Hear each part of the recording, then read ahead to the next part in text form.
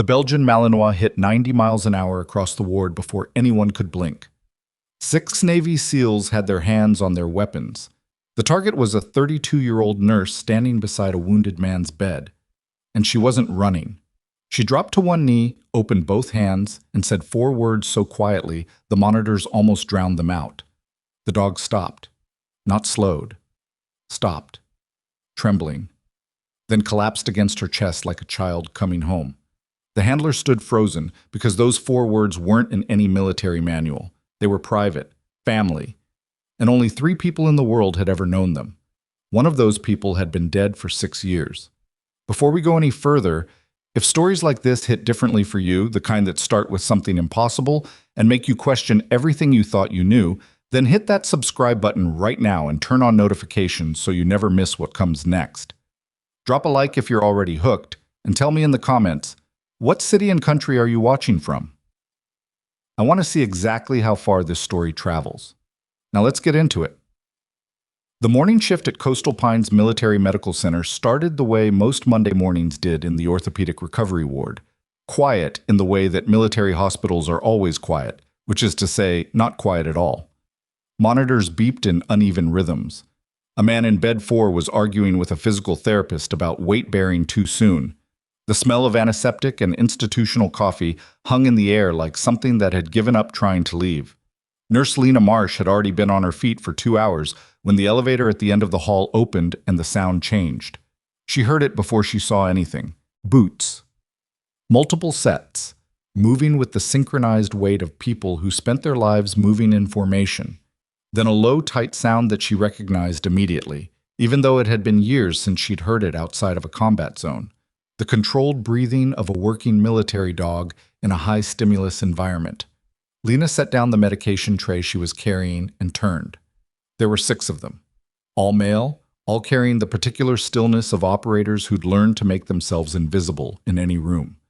The man at the front held a leash, and at the end of it was a Belgian Malinois, 90 pounds of muscle and training, and something else, something coiled and furious that Lena could see even from 30 feet away.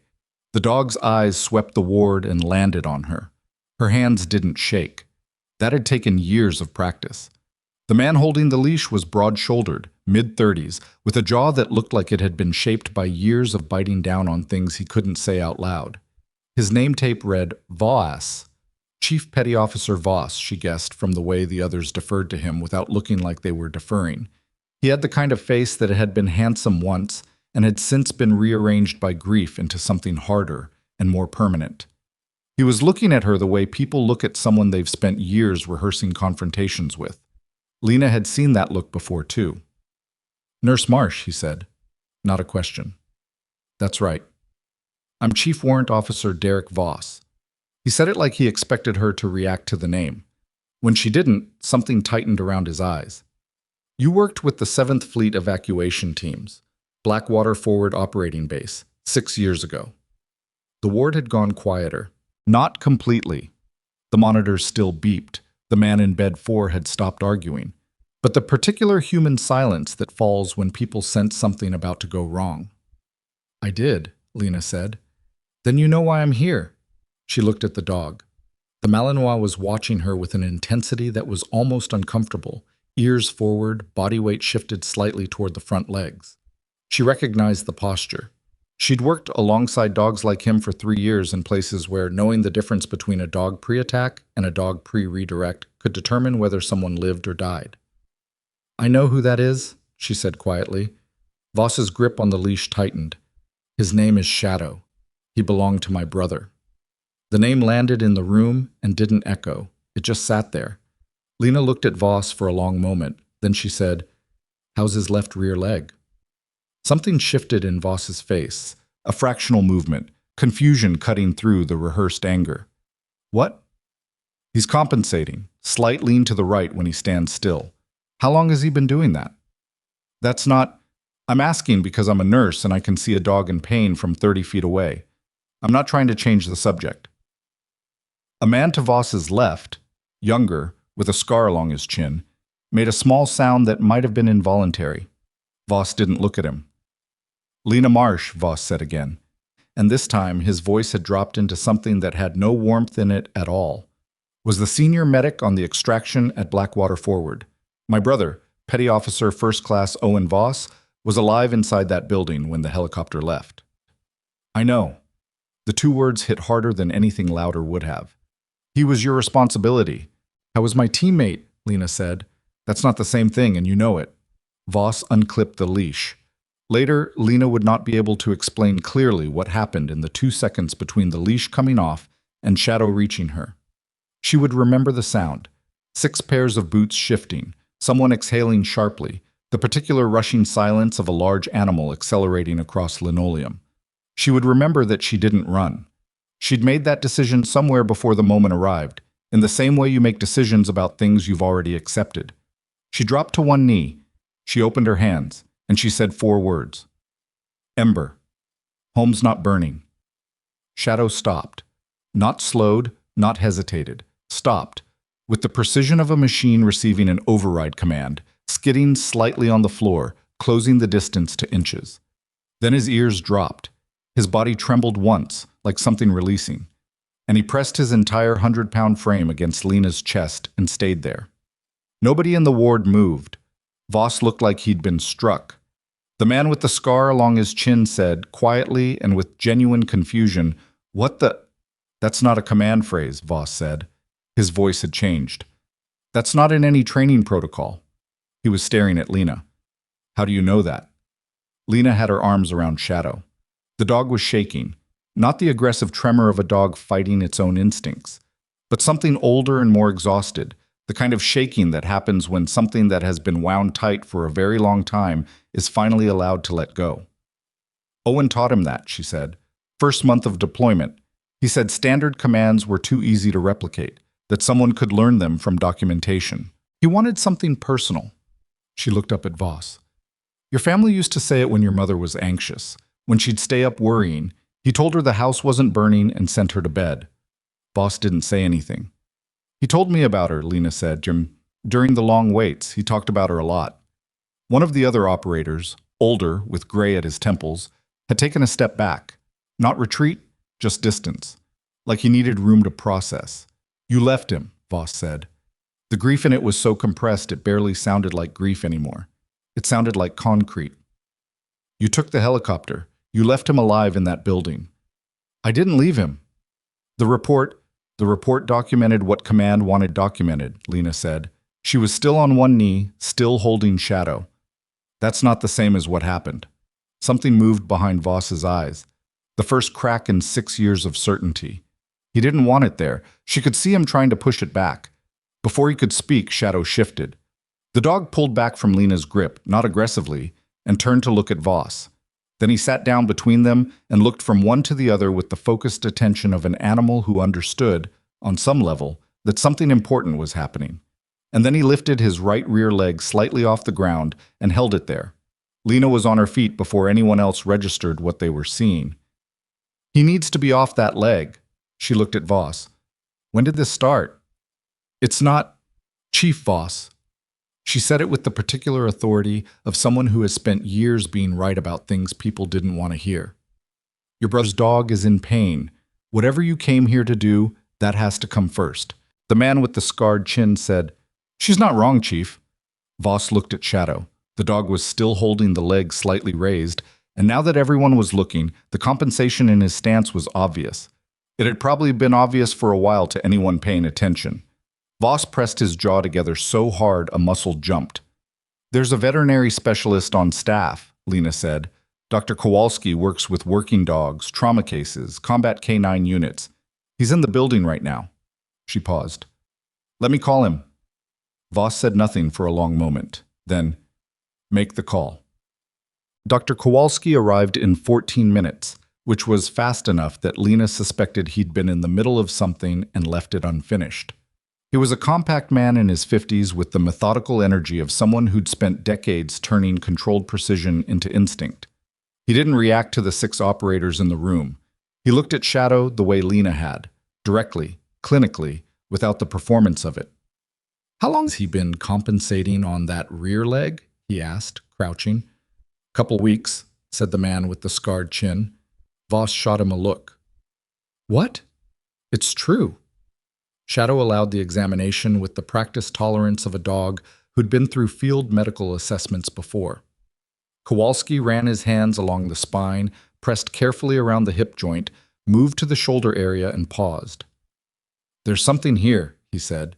He was pressing just below the left shoulder blade, and Shadow went very still in a way that wasn't stillness, but the rigid suppression of pain. I want imaging, full series. He's not a patient at this facility, Voss said. He will be for the next 3 hours, Kowalski said pleasantly, in the tone of a man who had navigated military bureaucracy long enough to know exactly how much of it he could simply ignore. Unless you'd rather take him somewhere else and find out what's wrong in a week. Voss looked at Shadow. Shadow looked at Lena. Fine, Voss said. Lena took Shadow to imaging while the operators waited in the corridor. She could feel Voss watching her all the way to the door. Not threatening, not anymore, but with the intent focus of someone rapidly recalculating something they'd been certain about for a very long time. The imaging took 40 minutes. Lena stayed with Shadow throughout, one hand on the dog's flank, talking to him in the same low, continuous murmur she'd learned from Owen. Not words that meant anything specific, just the sound of a calm human voice, which was its own kind of information. When the images came back, she looked at them for a long time before calling Kowalski in. The fragment was small, 6 millimeters, roughly cylindrical, consistent with shrapnel. It had lodged beneath Shadow's left shoulder blade and sat there for years, encapsulated in scar tissue, causing no symptoms. And then, at some point in the last month, it had shifted. A millimeter, maybe 2, but enough. It was now touching the edge of a nerve cluster that served the rear left leg. 6 years, Kowalski said quietly. He's been carrying this for 6 years. I know where it came from, Lena said. She called Voss in. He stood in front of the imaging screen without speaking for almost a full minute. The fragment glowed white against the gray tissue. Shadow sat beside Lena with his bad leg resting against her shoe. That's from Black Water, Voss said. Yes. He was injured there. Yes. Owen patched him in the field. He was afraid the extraction team would leave Shadow behind if the injury was too severe. She paused. He was right to be afraid. Standard protocol at that point was, I know what standard protocol was, Voss said. He was still looking at the screen. Kowalski said, he needs surgery. The fragment has to come out before it migrates further. If it moves another 2 millimeters in the wrong direction, we're looking at permanent nerve damage. Voss turned from the screen and looked at Lena. You recognize the injury, he said, out in the ward before the imaging. I've seen it before. From Black Water? She didn't answer that immediately, which was its own kind of answer. You were there, Voss said, when it happened. Yes. His face was doing something complicated. 6 years of grief and certainty and rehearsed accusation were running headlong into something he hadn't prepared for. The possibility that he'd been wrong. Not completely wrong, his brother was still dead and that wasn't going to change, but wrong about the shape of it, wrong about the cause, wrong about her. The report said you were the last one on that helicopter, he said, that you made the call to lift off. I know what the report said. Did you? Did I make the call? She met his eyes. No, I didn't. The imaging room was small, and the lights were the flat, factual kind that don't allow for ambiguity. Voss looked at her in that light, and she didn't look away. Then who did? She said, Owen did. The silence that followed was the kind that has weight. My brother gave the order to leave him behind. Your brother gave the order to get his team out, Lena said. Shadow, 2 junior operators who were critical, and me. He gave that order because he knew the building was going to collapse, and there wasn't going to be a second extraction window. She paused. He wasn't leaving himself behind. He was sending us home. Voss's face had gone very still. He said, she stopped, looked at Shadow. He said the phrase, Ember, home's not burning. He'd taught it to Shadow as a command, a release word. But he used it on me. She looked back at Voss. I think he'd been planning it, in case it came to that. The man with the scarred chin had appeared in the doorway without Lena noticing when he arrived. He was looking at the floor. You could have disobeyed, Voss said. I tried. He outranked me, and I was running out of time, and he put Shadow's leash in my hands, and he pushed me. Her voice was steady, but her hands were not entirely. I obeyed because I had two critical operators who would have died if we'd waited, and because he looked at me like he knew exactly what he was doing and why. She stopped. And then I went back. Voss went absolutely still. What? After we delivered the survivors, I went back. There was a civilian contractor's aircraft, a supply run that was turning around. I told the pilot I needed to go back for a man I'd left behind. He said he couldn't. I told him I'd fly it myself. You didn't have authorization. No, I didn't. She said it without apology. I landed at Blackwater 4 hours after the extraction. The building had come down. I searched for 3 hours. She stopped. He wasn't there anymore. Or he was there, but not... She stopped again. Shadow pressed against her leg. The military filed the unauthorized insertion in a classified report, she said. And then they buried the report. The official record said I left Owen behind. What it didn't say was that I went back for him. She looked at Voss. Your family was told I abandoned him. I was told not to discuss the classified elements. For 6 years I've been the woman who left your brother to die. Voss looked at his hands, then at Shadow, then at nothing in particular for a long moment. I released a dog on you, he said. It came out flat and strange, like he was hearing himself from outside. You did? In a medical ward, with patients. Yes. He looked up. Whatever he'd planned to say, he didn't say it. He looked at Shadow instead, at the small white glowing fragment on the imaging screen behind him, at the dog who'd been carrying a piece of a battle nobody talked about for 6 years in his body. Is he going to be okay? Voss asked. Kowalski is good, Lena said. The surgery isn't high risk if we move fast. Voss nodded once. The motion was mechanical, the nod of a man making a decision not to fall apart until he was somewhere private. I'll sign the authorization, he said. He turned toward the door, then stopped. Nurse Marsh. Yes. I came here to... He stopped, started again. I've been building this moment for 6 years. I know. I had it very clearly in my head, what I was going to say. Lena didn't fill the silence. Shadow knew you, Voss said. Immediately. He knew your voice. He's a good dog. He's Owen's dog, Voss said, and he remembered you. He paused at the door. Dogs don't remember people who abandoned them. They remember people who stayed. He walked out. Lena looked at Shadow. Shadow looked back at her with the calm, ancient patience of an animal who had always known exactly which humans were worth waiting for. She put her hand on his head, and she thought about Owen Voss, who had pressed a dog's leash into her hands and used a family phrase to tell her something he couldn't say with orders, that she needed to go, that the people who could survive needed her more than the one who couldn't, that home was not burning and she needed to stop waiting and start moving. She had obeyed, and she had come back, and the military had buried every word of it. Down the hall, she heard Voss's voice, lower now, speaking to his team, and she caught only fragments, but the fragments were enough. Not what I thought, he said, and we were wrong. And then the sound of 6 operators standing in a military hospital corridor, recalculating 6 years of grief in real time, which was not a quiet sound at all, even though it made no noise. Shadow pressed his nose against her palm. Outside, somewhere in the building's administrative wing, Lena knew what was coming next. Voss would file the surgical authorization. He might also file an incident report about what he'd done. Releasing a military animal in a civilian medical ward was not a small thing, regardless of what he'd believed when he did it. And the classified report that had buried the truth about Blackwater Forward was still classified.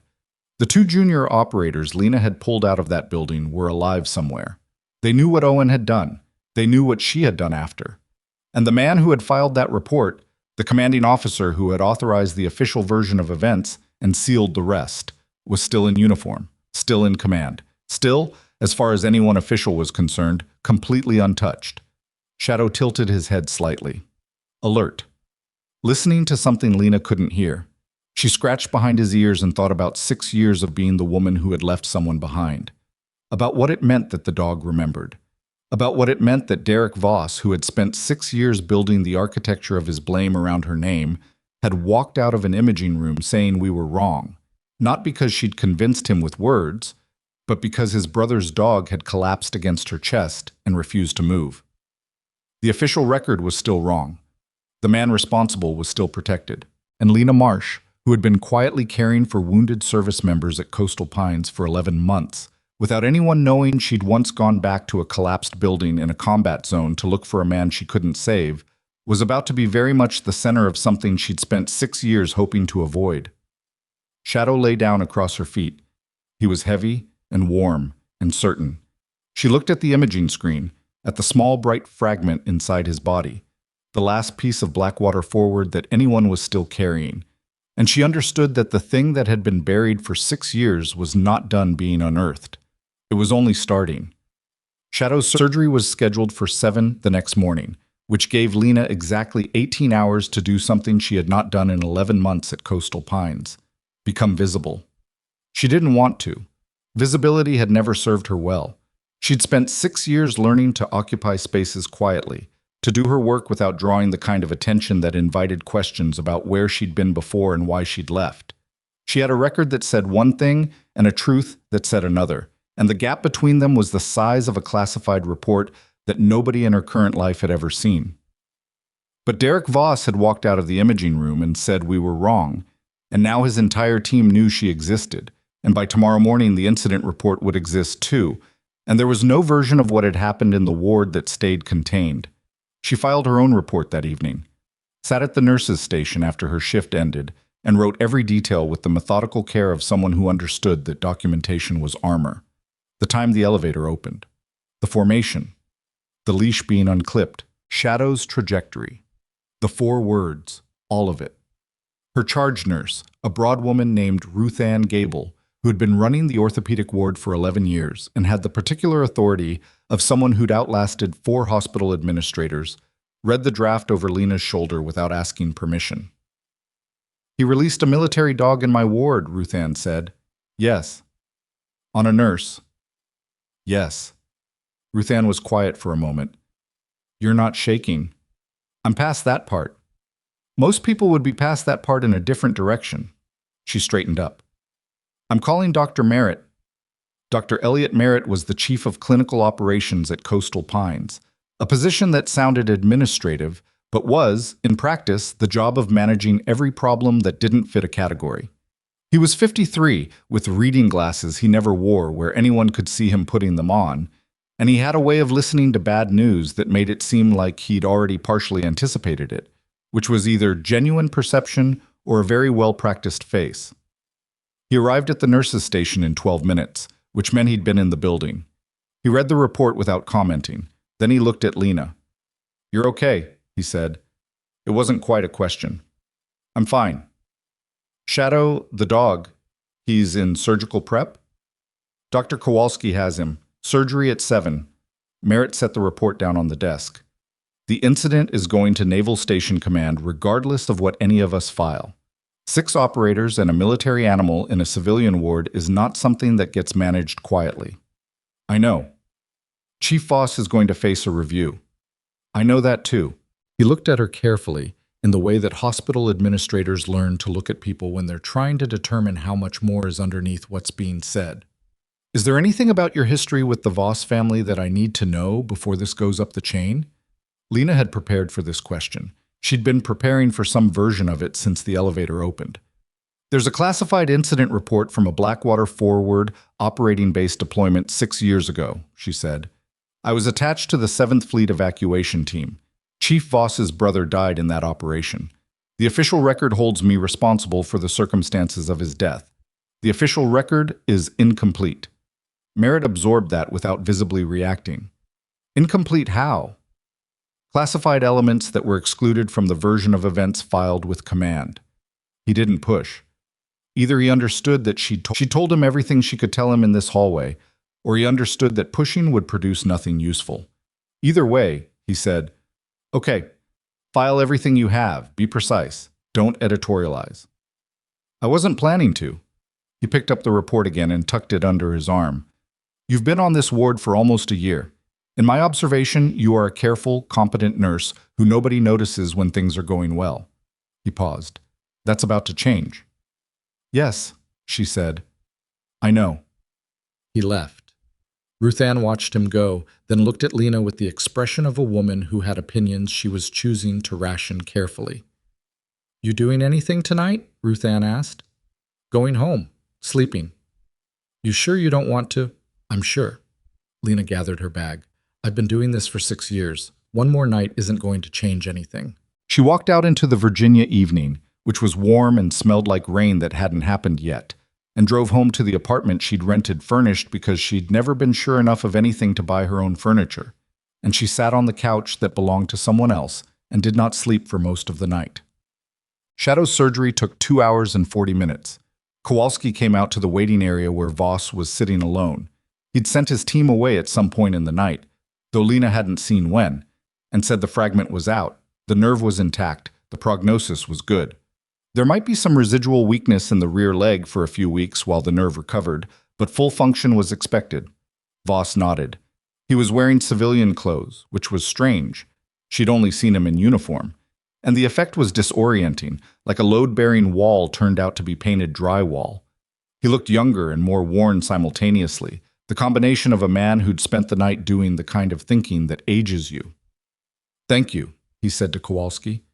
Then, after a pause, both of you. He didn't look at Lena directly when he said it. She didn't press him. Shadow came out of anesthesia slowly, the way working dogs often did, not with the disoriented thrashing of an animal confused by its own body, but with the watchful, gradual reorientation of one that had learned the hard way to assess a situation before it committed to a response. He lifted his head, found Voss, found Lena, then laid his head back down and closed his eyes again, apparently satisfied with what he'd confirmed. Voss watched the dog for a long time without speaking. Lena was on her way out when she heard him behind her. Nurse Marsh! She turned. He was standing in the recovery room doorway with his hands at his sides, and he looked like someone who'd prepared a speech and then abandoned it at the last minute and was now working without a net. I grew up being told that Owen died because the medic made a call that wasn't hers to make, he said, that she prioritized the wrong people. I know what you were told. I believed it. Most people would have. I made it something I carried. He stopped. It wasn't grief exactly. After a while, grief becomes something else, something you can aim. Lena said nothing. Releasing Shadow on you was... He stopped again. There's no framing that makes it acceptable. No, she agreed. There isn't. He absorbed that without deflecting. I'm going to file an accurate incident report, including the commands I gave. He paused. What I did in that ward has consequences regardless of what I believed when I did it. She studied him for a moment. Okay. That's all? What else would you like me to say? He made a sound that wasn't quite a laugh. I don't know. I've been running through variations of this conversation since 3 in the morning, and none of them went quite like this. I'm not going to tell you it's fine, Lena said, because it isn't. But you could have done a lot of things when the dog didn't attack, and instead you stayed and you're getting Shadow the care he needs. So, she paused. That's something. Voss looked at the floor, then back at her. The classified report. The second insertion. Your return to Blackwater. Is there any way to... That's not my decision, she said. That's above both of us. It should be declassified. A lot of things should be a lot of things. She pulled her bag higher on her shoulder. Right now I need to start my shift, and Shadow needs to rest. She walked back into the ward. Behind her, she heard Voss sit back down. What? The incident report reached Naval Station Command by noon. By 2 in the afternoon, the hospital's administrative director, a man named Gerald Pham, who wore bow ties and had the energy of someone perpetually managing slightly more than was reasonable, called Lena into his office and informed her that a formal inquiry was being opened regarding the events in the orthopedic ward. You're not under investigation, he said quickly, in the way people say things quickly when they want to prevent a reaction. Chief Voss's conduct is the focus, but you'll be interviewed. That's fine. You may want to have representation present. I'll think about it. Pham looked at her over his desk with the expression of a man who had expected a different kind of reaction and wasn't sure if the absence of it was reassuring or alarming. You've been with us 11 months, Nurse Marsh. In that time, there have been 0 complaints filed against you, 3 commendations from attending physicians, and a patient satisfaction rate that Dr. Merritt mentioned to me specifically in your annual review.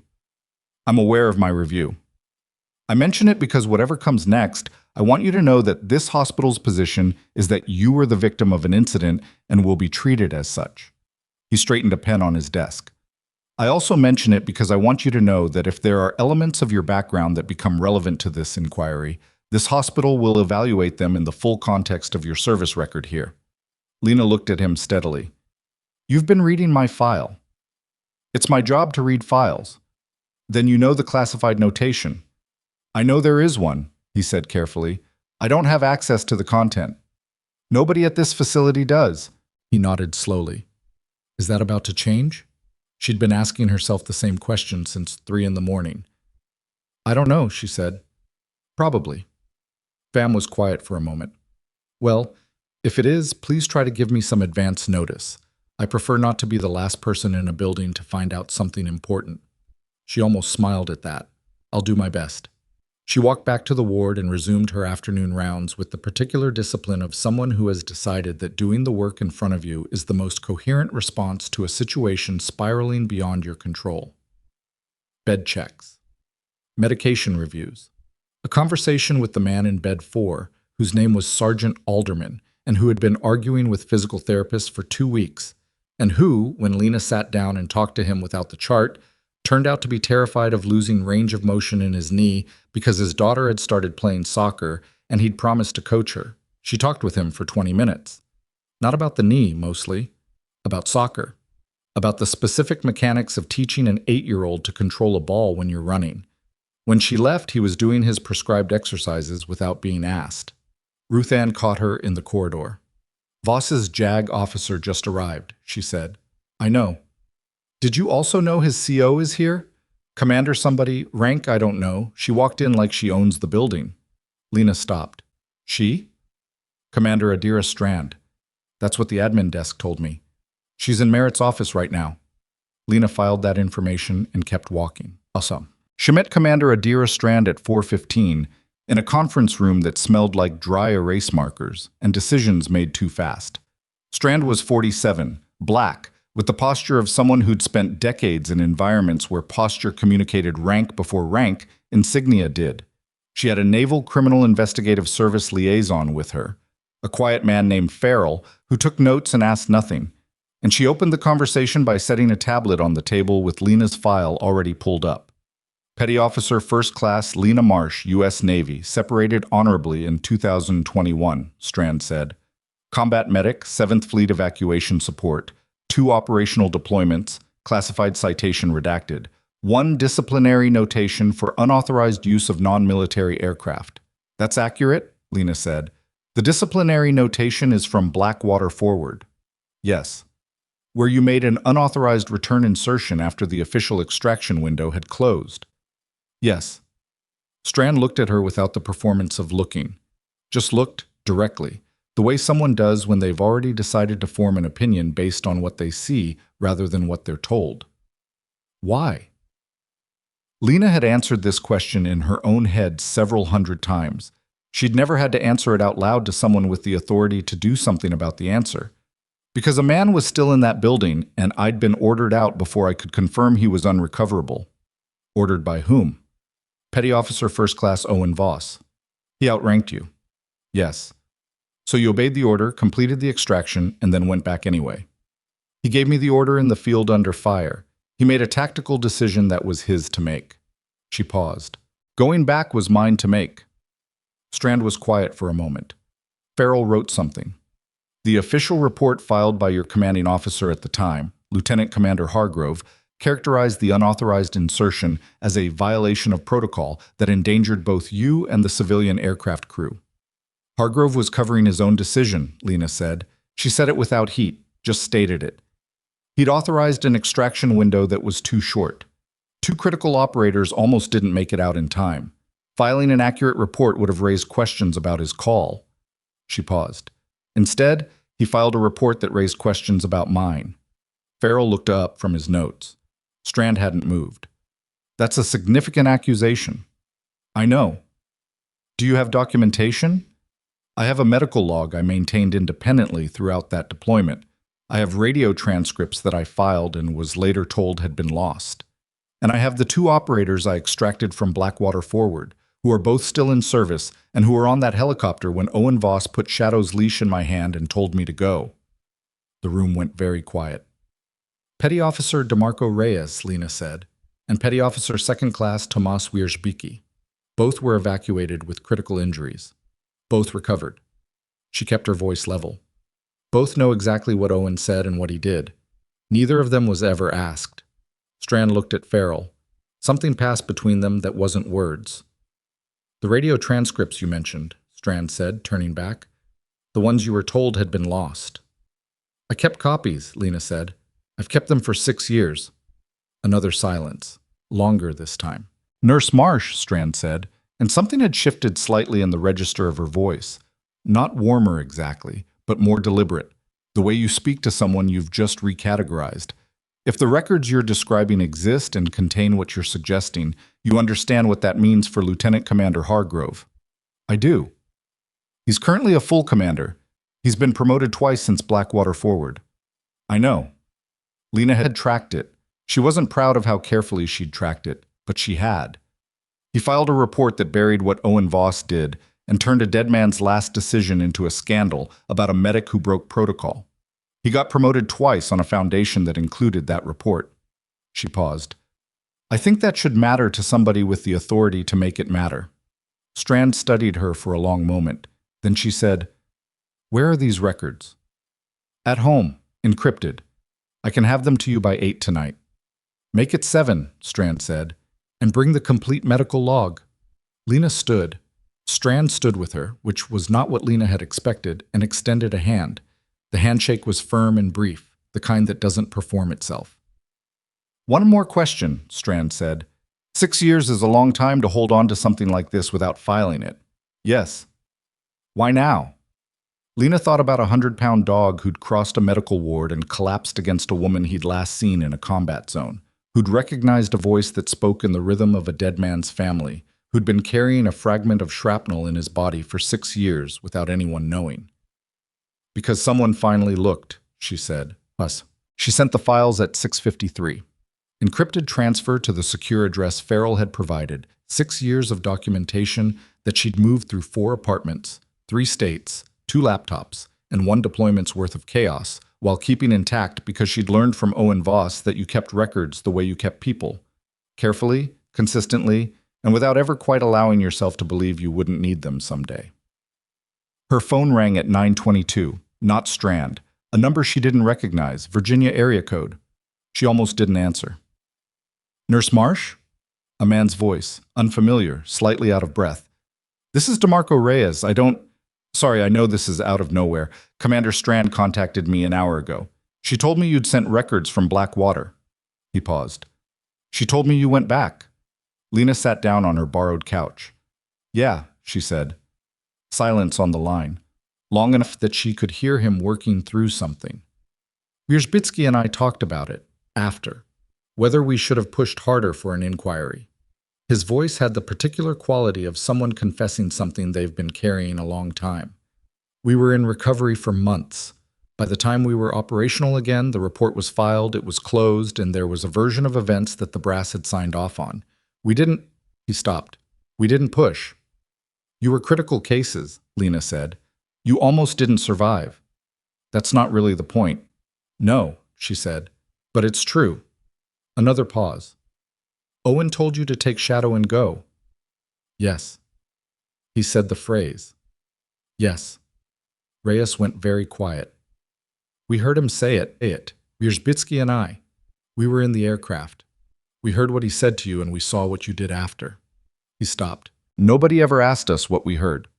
Hargrove didn't want anyone asking, Lena said. Strand says she's opening a formal review. Hargrove's service record, the Blackwater report, the chain of authorization on the extraction window. He paused. She wants our statements. I know. Was this your plan?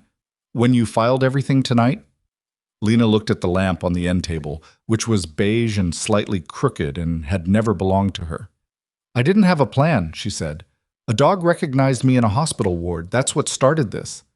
Reyes made a sound that was somewhere between a laugh and something sadder. Owen loved that dog. I know. He's going to be okay? Shadow? He's going to be fine. Good. A pause. That's, yeah, that's good. After she hung up, Lena sat with her phone in her hand for a while. Outside, the rain that had been threatening all evening finally arrived, hitting the windows at a low angle, steady and unhurried. She thought about Commander Hargrove, who was currently a full commander with 2 promotions, and presumably no memory of the report that had cost a dead man's name and a living woman's career, filing it the way people file the decisions they don't want to examine, quickly, efficiently, and without staying around long enough to watch the consequences. She thought about Derek Voss, who had spent 6 years keeping a Malinois and a hatred both carefully maintained, both pointed at the same target, both beginning to collapse now under the weight of what the dog remembered. She thought about the fragment they'd pulled out of Shadow's shoulder in a small imaging room while the flatlights made everything true. 6 millimeters of metal that had traveled from a combat zone to a military hospital ward to a surgical recovery suite in Coastal Pines, Virginia, because nobody had looked closely enough soon enough to find it. And she thought about Owen, who had been so precise about everything, the way he handled Shadow, the way he handled the younger operators, the care he took with his equipment and his words, and the specific moments when he allowed himself to be human in front of people who were afraid. He had been precise about his last order, too. He'd said the phrase that meant go home. He'd put the leash in her hand. He'd pushed her toward the aircraft with the focused certainty of a man who had already made his calculation and was not going to waste time second-guessing it. She had obeyed, and she had come back, and she had waited 6 years for someone with enough authority to care about the difference. Her phone lit up with a text from a number she'd just saved. Reyes. Wierzbicki says he wants to know which facility you're at. He wants to send something. He's weird about gratitude, just warning you. Then, we should have looked for you sooner. She put the phone face down on the couch cushion and sat in the rain sound for a while. Across town, in the military medical wing of Coastal Pines, Shadow was sleeping in a recovery kennel with a soft bandage over his shoulder and his rear leg elevated on a foam wedge, breathing the slow, deep breath of an animal that had been in pain for a very long time and had finally been allowed to stop. And in the administrative wing, in a conference room with dry erase markers and a long table and a laptop open to 6 years of records that had just been transmitted from a woman's encrypted drive, Commander Adira Strand was reading through medical logs and radio transcripts and working her way, line by line, toward the name of the officer who had filed a report that said one thing while the truth said another. She hadn't gotten there yet, but she was close. And in the records, buried in the transmission logs, in the chain of authorization attached to the extraction window, in the countersignature at the bottom of the official Blackwater Forward incident report, there was a second name that nobody had mentioned yet. Not Hargrove's. Someone above him, someone who had reviewed the report, understood what it excluded, and signed off on it anyway, someone who was still in command. Strand found the second name at 11:47 at night. She didn't call anyone immediately. That was one of the things that distinguished her from officers who made mistakes under pressure. She had learned, over 22 years, to sit with information before she moved on it. To let the shape of a thing clarify before she started pulling threads, because pulling the wrong thread first could collapse what you were trying to unravel. The second name on the Blackwater Forward incident report was Rear Admiral Wallace Greer, not as the filing officer. Hargrove had filed it, but Greer's signature was on the classification authorization, the document that had sealed the classified elements, including Lena's unauthorized return insertion, inside a compartmented annex that required flag-level clearance to access. Hargrove had written the report. Greer had decided what parts of it the world would see. Greer was currently the Deputy Chief of Naval Operations for Readiness and Training. Strand sat in the conference room at Coastal Pines at 11:47 at night and looked at his signature for a very long time. Then she closed the laptop, gathered the documents, and went to find a secure line. So, Lena didn't know any of this until morning. She arrived at 7 for her shift, and the ward looked the same as it always did. Ruth Ann at the station with coffee she wouldn't offer to share, the monitors in their uneven chorus, Sergeant Alderman in bed 4, already asking about his knee exercises with the focused energy of a man who'd decided to be cooperative and wanted credit for it. She did her rounds. She checked Shadow's post-op status through the veterinary wing, which Kowalski's assistant confirmed was stable, good response, eating this morning. At 8:15, Merritt appeared at the nurse's station and asked to speak with her. They went to his office, which had the functional austerity of a man who spent no time in it by choice. He closed the door, which he hadn't done the previous day. "Commander Strand called me at 6 this morning," he said. Lena waited. "She's expanding the inquiry. It's no longer focused exclusively on Chief Voss's conduct in this ward." He paused. "I don't know the full scope because most of it is above my clearance level. What she told me is that the records you submitted last night opened a chain of review that involves officers significantly senior to anyone originally named." "Hargrove," Lena said, "and others." He picked up a pen and set it back down, the habit of a man who thought better with something in his hands. "She also told me that you're being formally interviewed today, 2 o'clock. Here, in the administrative conference room. NCIS will be present, and there will be a JAG officer representing the inquiry." "Okay. Do you have representation?" "I have a JAG contact from my service days. I'll call her." "Good." He looked at her with the focused attention he'd been applying to her since this started. Not suspicious, not skeptical, but the look of someone recalibrating what they thought they knew. "Nurse Marsh, in your 11 months here, you have been one of the most effective nurses on this ward." Quietly, without particular drama, without making it anyone's business. He paused. "I'm starting to understand why." She didn't say anything to that. "Whatever happens in the next few days," he said, "your position here is not in question." She nodded once, thanked him, and went back to work. The call to her JAG contact, a Major Petrovallo who had processed Lena's separation paperwork and who remembered her with the specificity of someone who made it a point to remember people who might need her later, took 11 minutes and produced the assurance that Vallo would be in the building by 1:30. Lena worked through the morning with the focused efficiency of someone who understood that the best thing she could do for herself right now was be exactly what she was supposed to be. Medications administered correctly. Wound assessments documented precisely. A conversation with a young Marine in bed 7 who'd been quiet for 3 days and turned out, when she sat with him, to have a 19-year-old's terror of what his leg was going to look like when the bandages came off. She stayed with him long enough to matter. At 11, Derek Voss appeared in the ward. He was in uniform again, which told her something about where he'd been and what kind of morning he'd had. He wasn't carrying himself the same way he had 2 days ago. The forward-leaning certainty was gone, replaced by something more careful, more considered. He looked like someone who'd been through a formal process that morning and was still processing what had come out of it. "I gave my statement," he said. He'd found her in the corridor outside the medication room, and his voice was low enough that it was clearly intended to be private. "Full account, the commands I gave, the sequence, everything." "I know." "Strand told me you submitted records last night." He paused. "She didn't tell me what was in them." "No, she wouldn't." He looked at her steadily. "Is this bigger than Hargrove?" Lena considered what to tell him. He was grieving and he was culpable, and he was also a man who had finally, after 6 years, started making choices she could respect. "I don't know yet," she said, which was technically true. He absorbed that. "Reyes called me last night." She hadn't known that. "He told me what Owen said on the aircraft. On the extraction." Voss's jaw worked briefly. "I'd heard the story with the details that made you the problem. I hadn't heard it with the details that made Owen the decision-maker." He stopped. He made a call. A commanding officer's call, under fire, to preserve as many lives as he could. "Yes." "And you executed it, and then you went back." "Yes." He looked at the floor, then back at her. "I've been angry at the wrong person for 6 years. She didn't tell him it was fine. She'd told him once she wouldn't." "I know," she said instead, "and I've been waiting 6 years for it to matter to someone in a position to do something about it." Something moved across his face. Not relief exactly, more the particular expression of someone watching two things they'd held separately finally align. "Reyes and Wierzbicki are both filing statements today." "I know, Strand contacted them.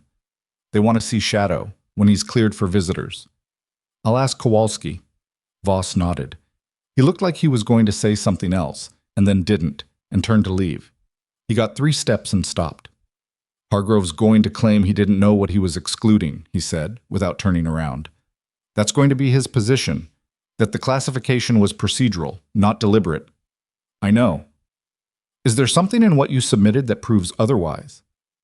Lena thought about the radio transcripts, the timestamps, the sequence of authorizations that showed Hargrove had requested the classification window before the report was even filed. Yes, she said. Voss walked out. The 2 o'clock interview lasted 3 hours and 12 minutes. Petrovallo sat to Lena's left and said relatively little, which was what a good JAG officer did when her client had documented everything correctly and the documentation was doing the talking. The NCIS agents, 2 of them, a woman named Specialist Ortega and a man named Specialist Brandt, worked methodically through the timeline. The JAG officer representing the inquiry, a lieutenant colonel named Hastings, who had the careful neutrality of someone who'd been specifically chosen because he had no stake in the outcome, asked the questions that turned the timeline into a record. The radio transcripts were the center of it. Hargrove had filed his report on a Wednesday. The classification authorization request, the document initiating the sealing of the classified annex, bore a timestamp of the report, which meant he'd decided what to hide before he'd decided what to say. Ortega looked at the timestamp for a long time. He requested the classification window before he documented the incident, she said. Before he documented any of it, Lena confirmed. The timestamp predates the initial after-action report, the medical log submission, and the radio archive request. He set up the seal before he knew officially what would be in it. Because he already knew informally. He was in the command post when the extraction came in. He knew everything that had happened within an hour of our landing. He just needed time to decide which version of it to write. Hastings set down his pen with the precise deliberateness of someone making sure the motion was legible, and Admiral Greer's countersignature on the classification authorization. Dated 4 days later, Lena said, after Hargrove filed. Greer reviewed the classification request with access to both the official report and the classified annex. He signed off on sealing the annex, she paused. He knew what the annex contained when he signed. The room was very quiet. He knew the classified elements included my unauthorized return insertion, she said, and he knew the official report attributed the extraction decision to my negligence rather than Owen Voss's explicit order. He had both documents in front of him, and he signed the authorization that ensured the public record would only ever see one of them. Hastings looked at Ortega. Ortega looked at Brandt. Brandt wrote something that he underlined twice.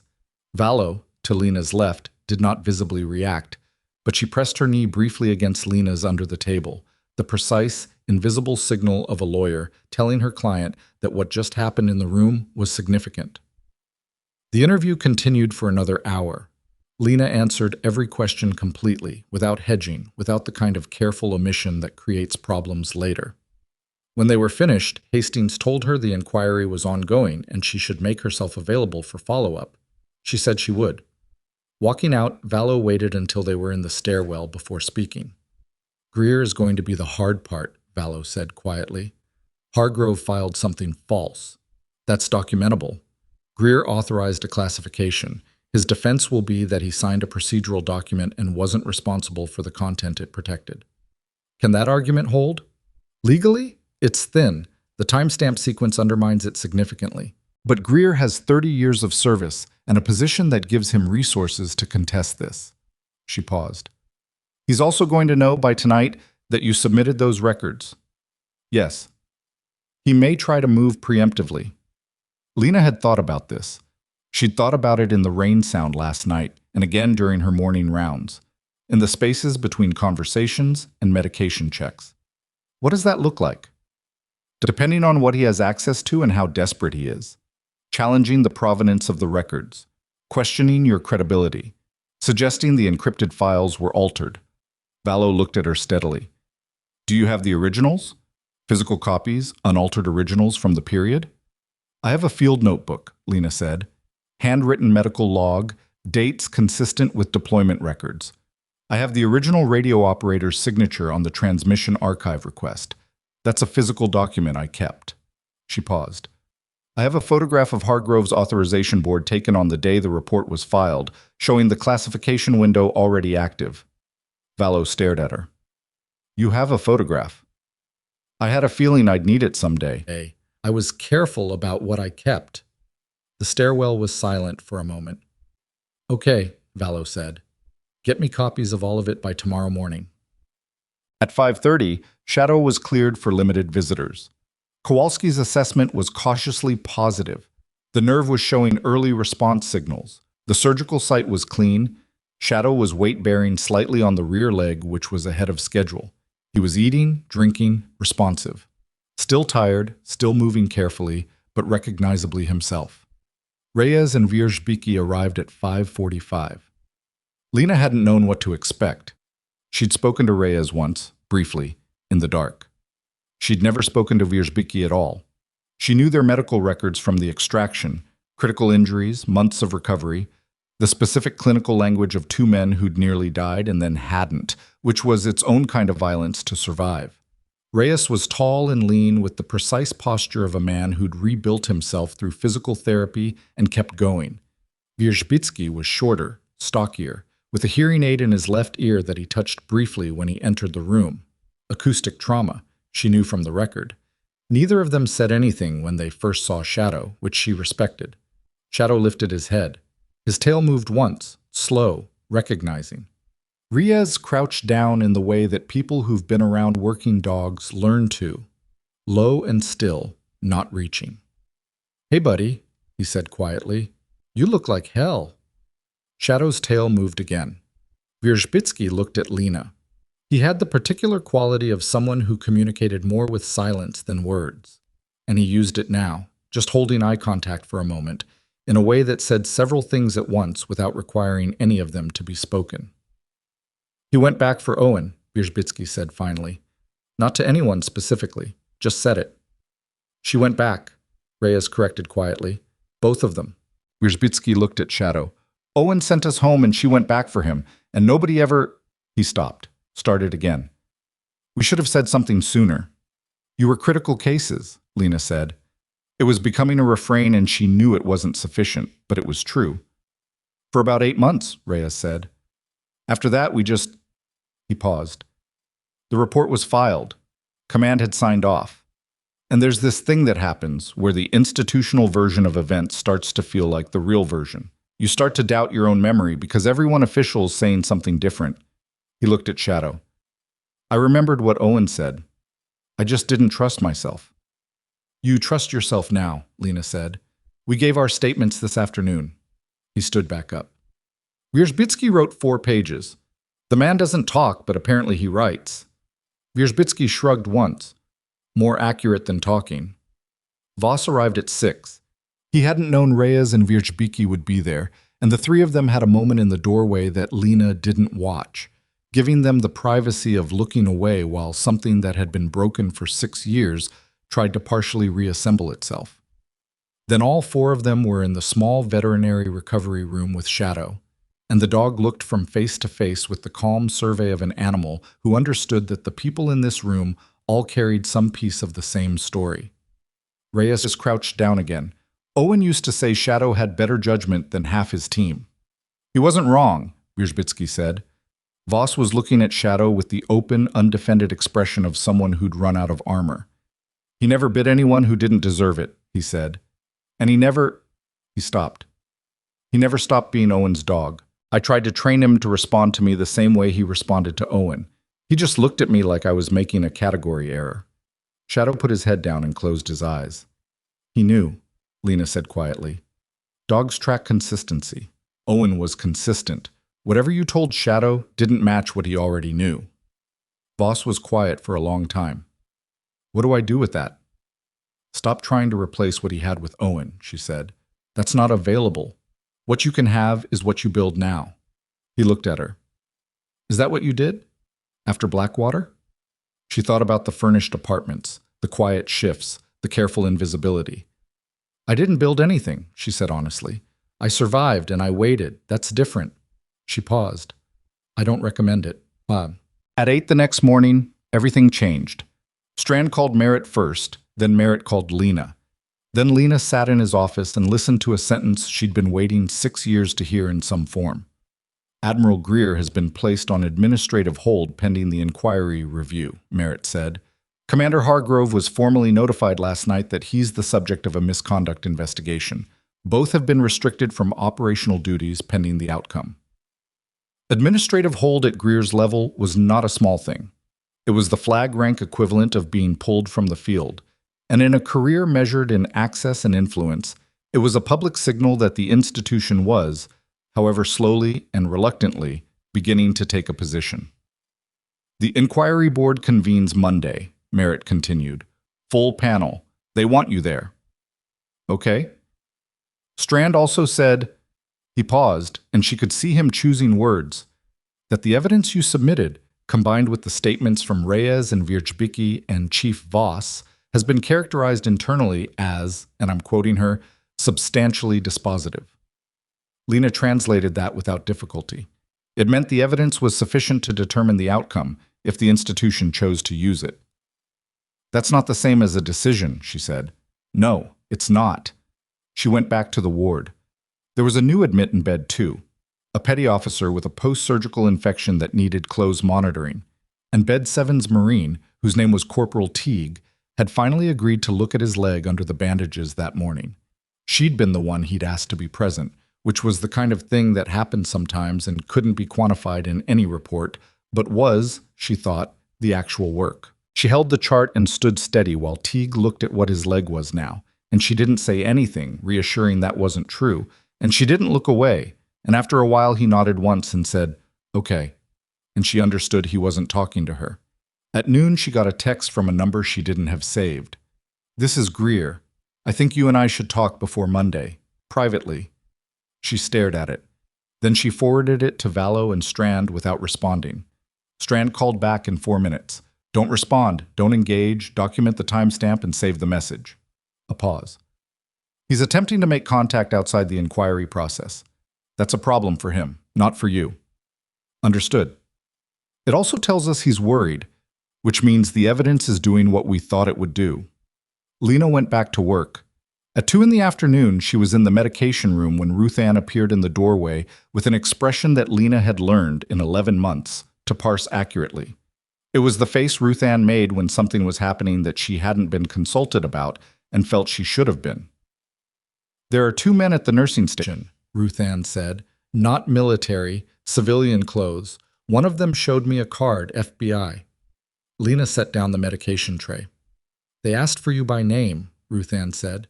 They said it's about the inquiry. FBI, Lena said slowly, not NCIS. That's what the card said. Lena called Vallow before she walked out of the medication room, and Vallow answered on the first ring and said, I'm 20 minutes away, do not say anything until I get there. And Lena said she understood. The 2 agents were waiting in the corridor. Both male, both in this particular category of unremarkable, that was itself a kind of training. The one with the card introduced himself as Special Agent Darren Fossey. We're not here about the NCIS inquiry, Fossey said.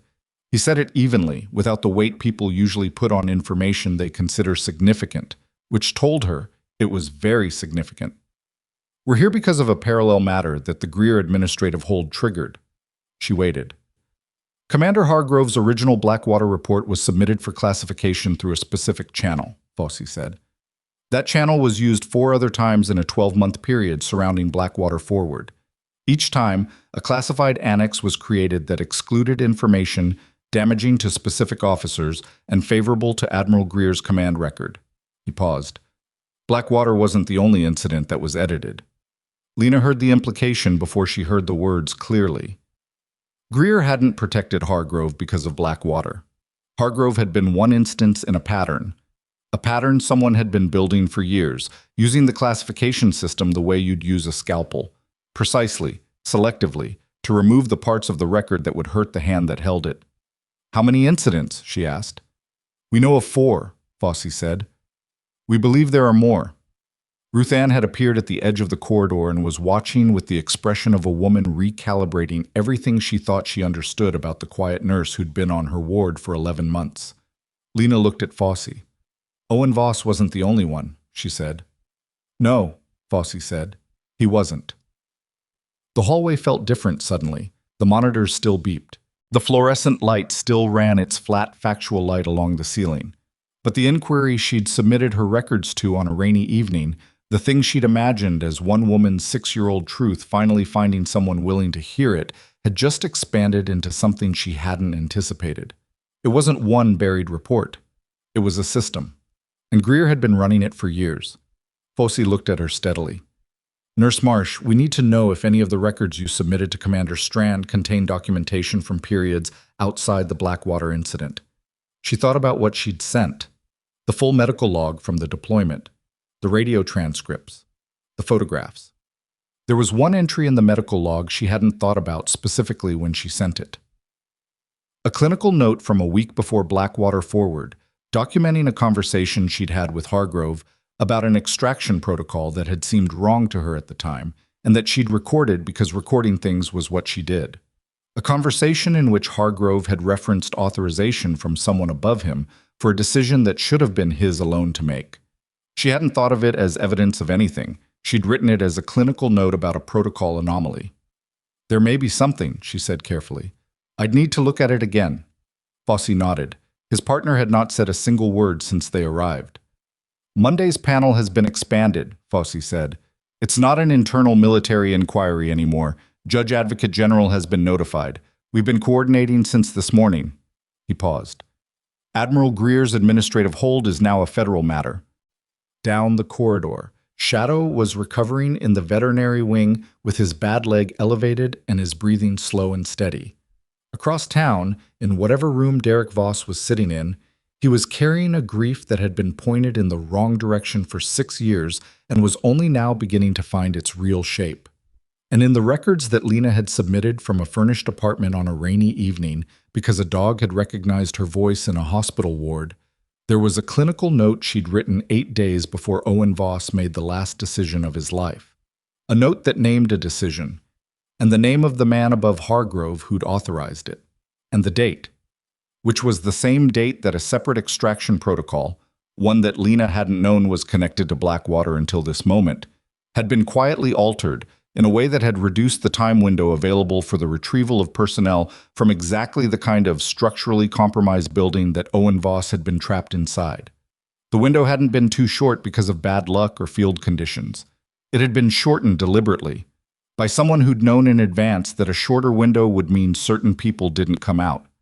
Lena looked at Special Agent Fossey, and she understood, with the particular clarity that comes from 6 years of waiting and 1 moment of terrible alignment, that the truth buried under Blackwater Forward was not the size of one classified report. It was the size of a decision that had been made before the mission even began. She didn't say anything else to Fossey in the corridor. Vallow arrived 19 minutes later, assessed the situation in approximately 45 seconds, and moved the conversation into the administrative conference room where everything could be recorded properly.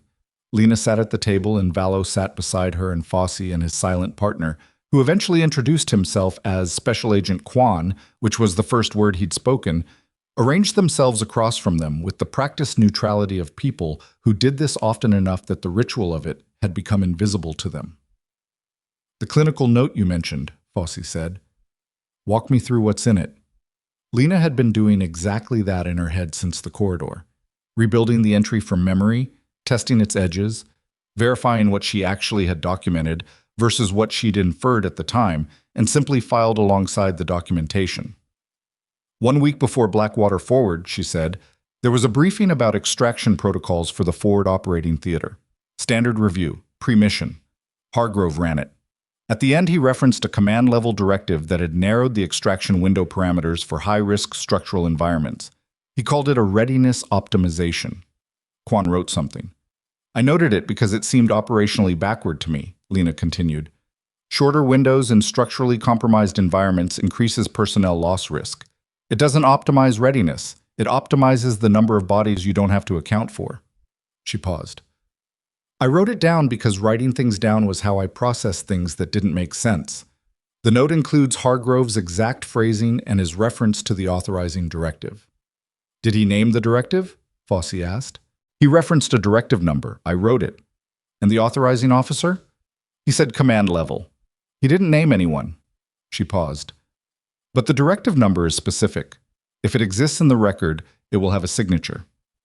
Fossey and Quan exchanged a look that was brief and illegible. Then Fossey said, the directive number will allow us to pull the authorization chain. If Greer signed it, that connects the shortened extraction window directly to his office. Which means the window that made it impossible to get Owen out wasn't a field decision, Vallow said carefully. She was doing the math audibly, which was her way of telling Lena she was keeping pace. It was a policy decision made in advance by someone at flag level. That's the potential implication, Fossey said.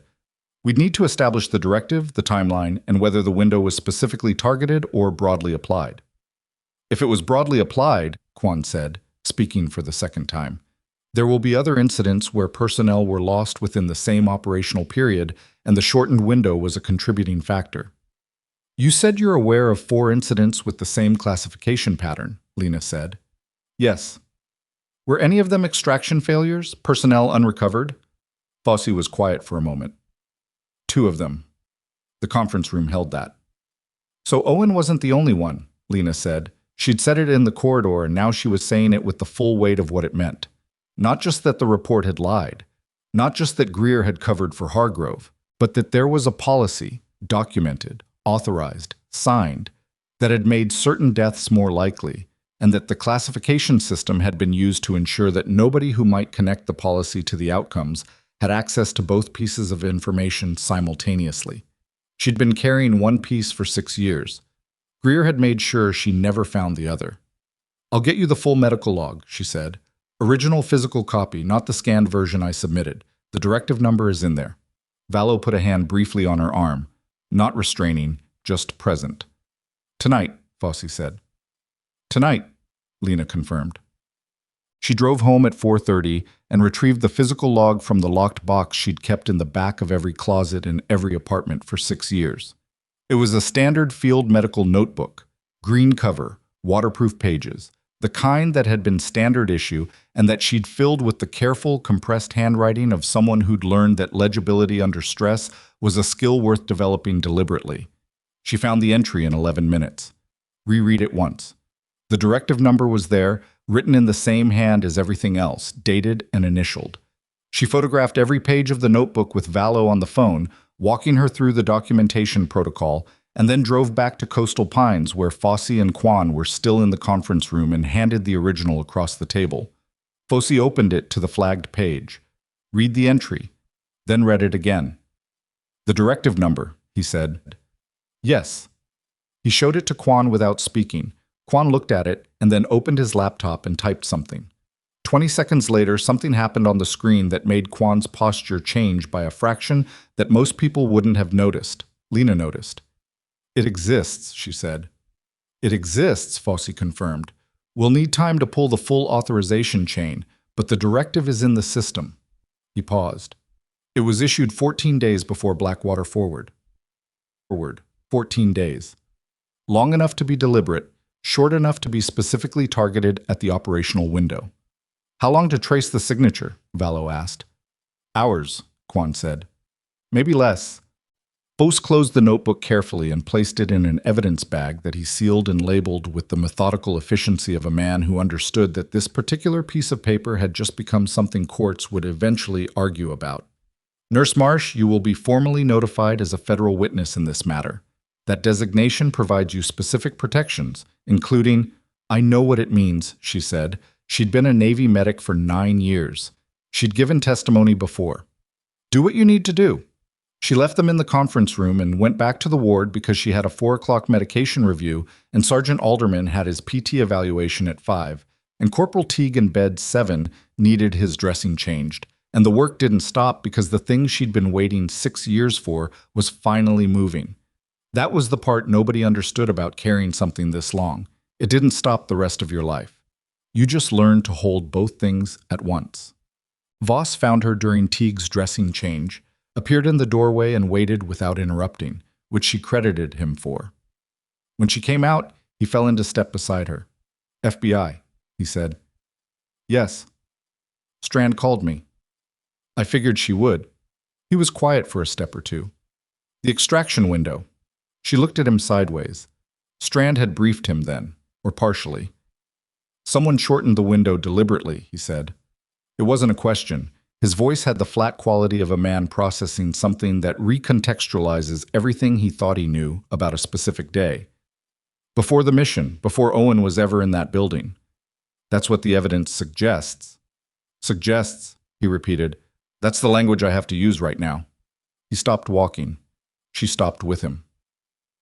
The corridor was empty in this stretch, the late afternoon light coming through a window at the far end at the low angle that made everything look slightly more significant than it was. Someone made a policy decision that shortened the window that could have gotten Owen out, Voss said carefully. And then when Owen died in that window, the report was written to make it look like a medic's failure. And then that report was classified in a way that prevented anyone from seeing that the window had been shortened, and then the officer who did that was promoted. Twice, Lena said. Voss looked at the ceiling briefly, a short controlled exhale that was doing a lot of work. And Hargrove filed the report that pointed at you, he said. Hargrove wrote what protected Hargrove. And what protected Hargrove also protected whoever was above him. She paused. I don't know yet whether Hargrove knew what the directive meant when he implemented it. He may have followed it without understanding the full picture. She stopped. Or he may have understood it completely. The investigation will determine that. And Greer? Greer issued the directive and signed the classification. She met his eyes. He knew. Voss turned and walked to the window at the end of the corridor and stood there for a moment with his back to her, looking out at the parking lot and whatever he was seeing that wasn't the parking lot. Owen died because someone at flag level decided the window would be short, he said. Not loudly, barely above the ambient noise of the building. That's what the evidence is building toward. He turned back. His face had the particular stillness of someone who's finished being destroyed by something and is now deciding what to build out of the wreckage. What do you need from me? Nothing right now. The federal witness designation covers the records. Reyes and Wierzbicki's statements cover the field account. Your incident report covers the ward event. My incident report doesn't help you. It documents something I did wrong. Your incident report is accurate, she said. That's what helps me. An accurate account from a chief warrant officer who initially believed the official narrative and has documented his own conduct honestly. That's not a liability. That's the inquiry's baseline for understanding how thoroughly the false narrative had penetrated. He looked at her for a long moment. You've been thinking about this longer than I have. 6 years longer, she said. He almost smiled. It didn't quite make it, but it moved in that direction. I'm sorry, he said. I know I've said it in different forms, but directly, I'm sorry. I know you are. Does that... He stopped. Does it what? Does it help? Any of it? She thought about that honestly, rather than reflexively. It helps that Shadow is going to be okay, she said.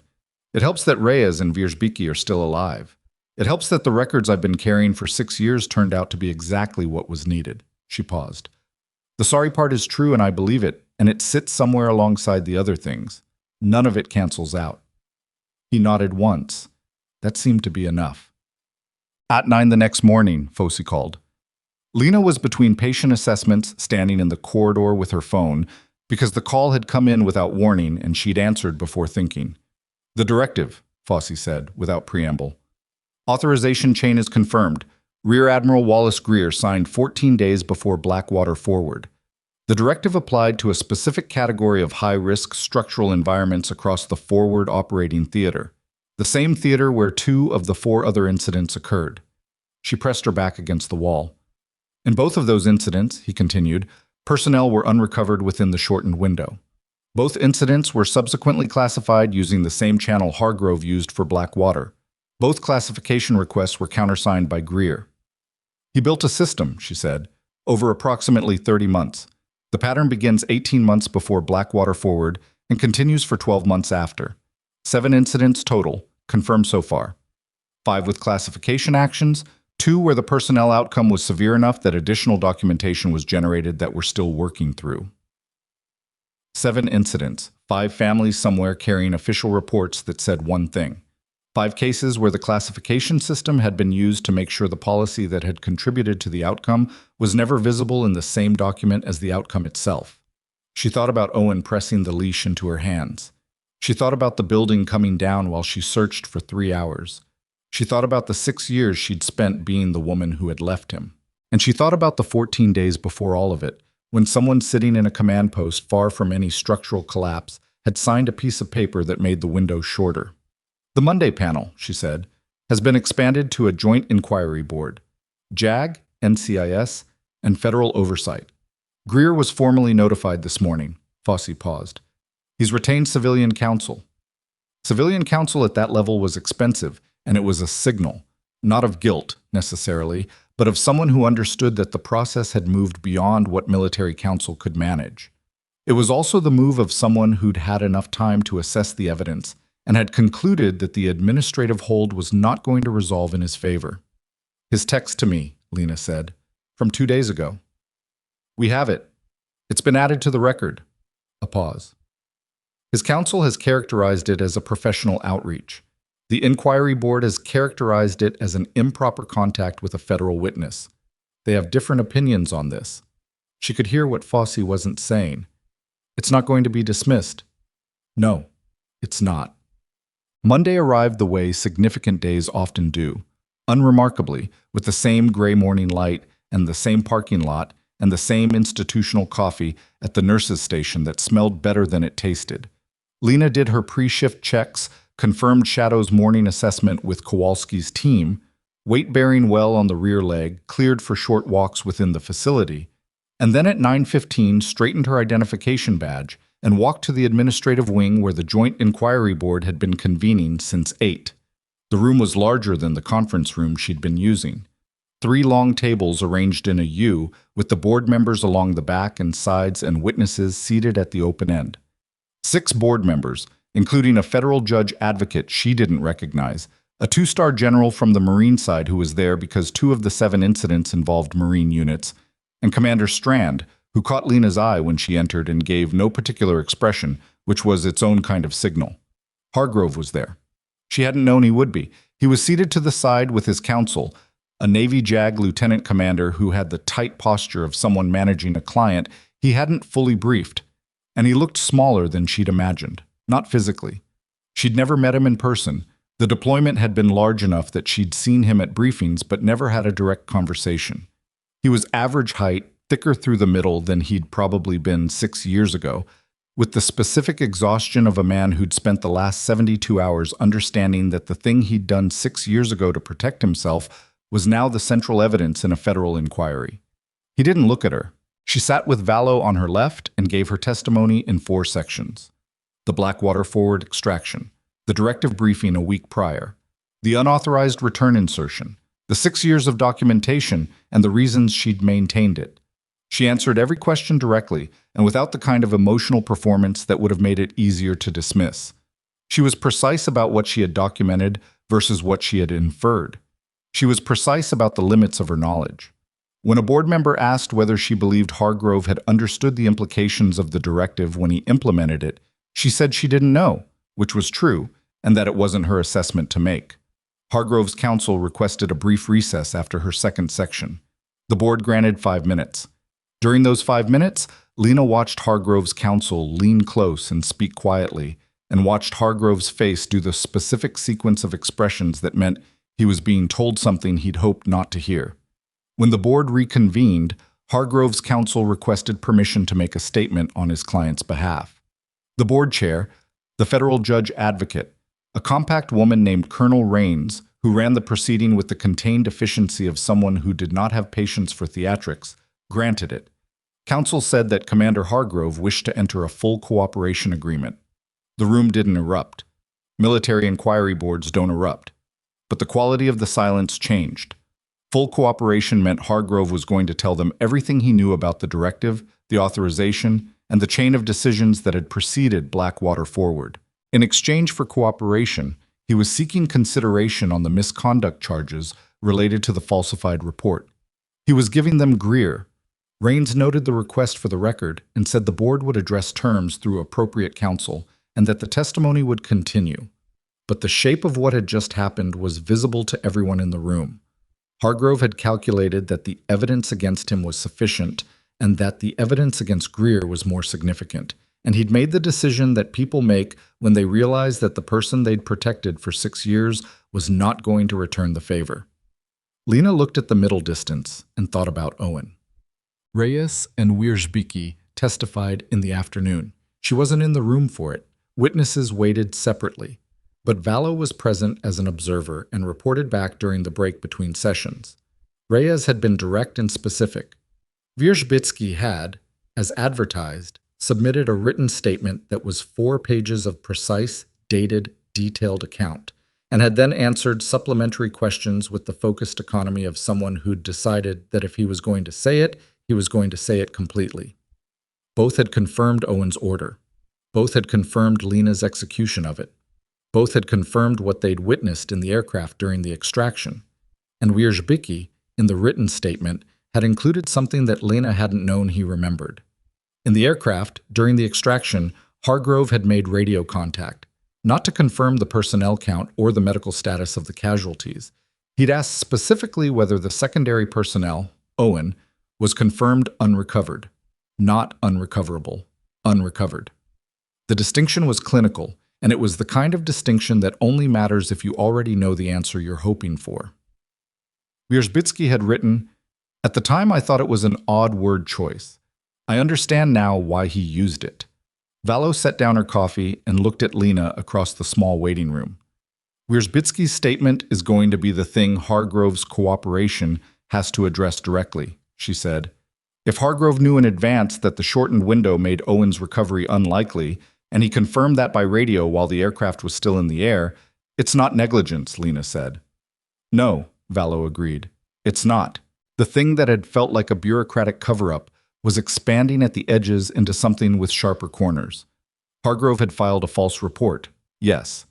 But the radio contact, the word choice, the timing, suggested he'd been monitoring the outcome of the shortened window in real time, which meant he hadn't just protected Greer after the fact. He'd been positioned to observe whether the directive had produced its intended effect. Lena sat with that and let it be as bad as it was. At 4:15, Strand came to the waiting room. She sat down across from Lena without preamble. Greer's counsel submitted a response to the board this afternoon. He's contesting the federal witness designation and requesting that your records be excluded on chain of custody grounds. Valo told me that was possible. It won't succeed. The physical notebook with the original entry, combined with the photographic documentation and the transmission logs, gives you a provenance record that's essentially unassailable. She paused. But it tells us Greer is going to contest everything. He's not cooperating. He's fighting. What does that mean for the timeline? The inquiry continues through the week. The board will issue preliminary findings by Friday. Those findings go to JAG and the Federal Oversight Office, who will make charging determinations. Strand looked at her steadily.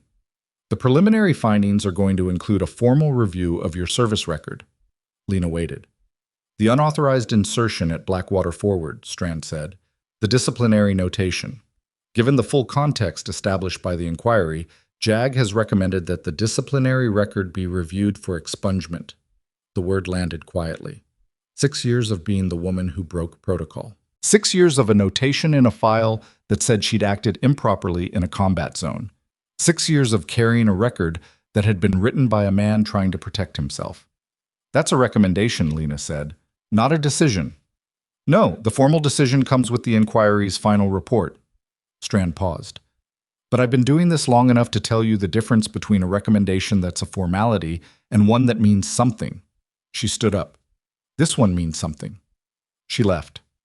Lena sat in the waiting room for a while after that. Not long. There were patients who needed things, an award that continued regardless of what happened in inquiry rooms, and she'd learned over 6 years that the work was the most honest thing she had access to. But she sat for a while, chipped down. On Wednesday, Greer made a mistake. He gave an interview, not to a news outlet. His counsel would never have permitted that. But he spoke to a retired admiral who ran a military advocacy organization, and the conversation was recorded, and by Thursday morning, someone who shouldn't have been in possession of the recording wasn't being careful about it. In the recording, Greer said that the inquiry had been initiated by the complaint of a disgruntled former medic, and that the documentation she'd submitted had been generated retrospectively to support a personal grievance. He said it with the comfortable authority of a man who had spent 30 years having his assessments go unchallenged. By Thursday afternoon, the recording had reached the inquiry board. By Thursday evening, it had reached Fossey, who called Lena to inform her that Greer's characterization of federal evidence as a personal grievance, made while under administrative hold and represented by counsel, had been entered into the record as a supplementary exhibit. Valo called an hour later, sounding like someone trying very hard not to use certain words. He just handed them his credibility, she said. He described your medical log and the radio transcripts and the original field notebook as a personal grievance. The board has all of those documents. They know exactly what they are. She paused. His counsel is going to spend tomorrow trying to put that back in the box. It doesn't go back in the box? Lena was in her apartment, sitting on her borrowed couch with Shadow. He'd been cleared for off-site rest in a familiar environment, Kowalski's phrase, which was the clinical way of saying the dog needed somewhere quiet that wasn't a recovery kennel. She'd offered. Voss had agreed without making it complicated. Shadow was asleep against her leg, with his bandaged shoulder rising and falling in the slow rhythm of an animal that had finally been allowed to stop hurting. He underestimated the documentation, Lena said. He underestimated you, Valo said. Specifically, he's been underestimating you for 6 years. He saw a medic who hadn't pushed back and concluded she didn't have anything to push back with. A pause. He was wrong. After Valo hung up, Lena sat in the quiet for a while. Shadow shifted slightly in his sleep, pressing more of his weight against her. She thought about the 14 days, about the directive signed in advance, about the window that had been shortened before Owen ever entered the building, about the radio call asking whether he was confirmed unrecovered, using the specific word that meant someone already knew the answer, about the 5 families, 4 now confirmed with 2 more still under review, who had received official reports that told them one story while another story sat sealed in a classified annex that required flag-level clearance to access. About the 30 months over which someone had built a system for ensuring that certain decisions and their consequences never appeared in the same document. Greer's interview hadn't been a mistake of arrogance exactly. It had been the mistake of a man who had spent 30 years operating in an environment where his assessments shaped reality, where his characterizations of people and events became the institutional record. He had called her documentation a personal grievance because in his experience, calling something a personal grievance was sufficient to make it one. He had forgotten, or never understood, that she was the kind of person who kept records. On Friday morning, the inquiry board issued its preliminary findings. Lena read them in Merritt's office, sitting across from him while he sat very still and let her read without interrupting. Valo had a copy too, reviewed simultaneously by phone. The preliminary findings were 47 pages. She didn't read all of them in Merritt's office.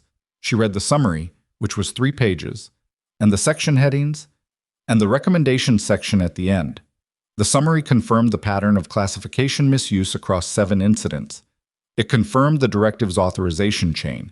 It confirmed that the shortened extraction window parameters had been a contributing factor in 2 confirmed personnel losses, including Petty Officer First Class Owen Voss.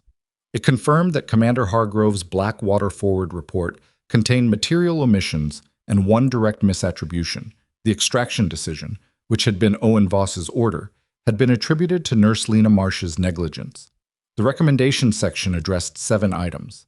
The 7th item was the expungement of the disciplinary notation from Lena's service record and the formal commendation of the unauthorized return insertion at Blackwater Forward as an act of personal courage above and beyond the standard requirements of her role. Merritt waited until she'd finished. "Well," he said. She set the papers down. "That's," he started. "Yes," she said.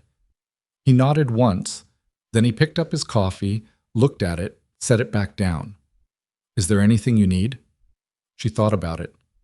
"I need to get back to the ward," she said. "Alderman has PT at 10, and Teague's dressing needs to be changed."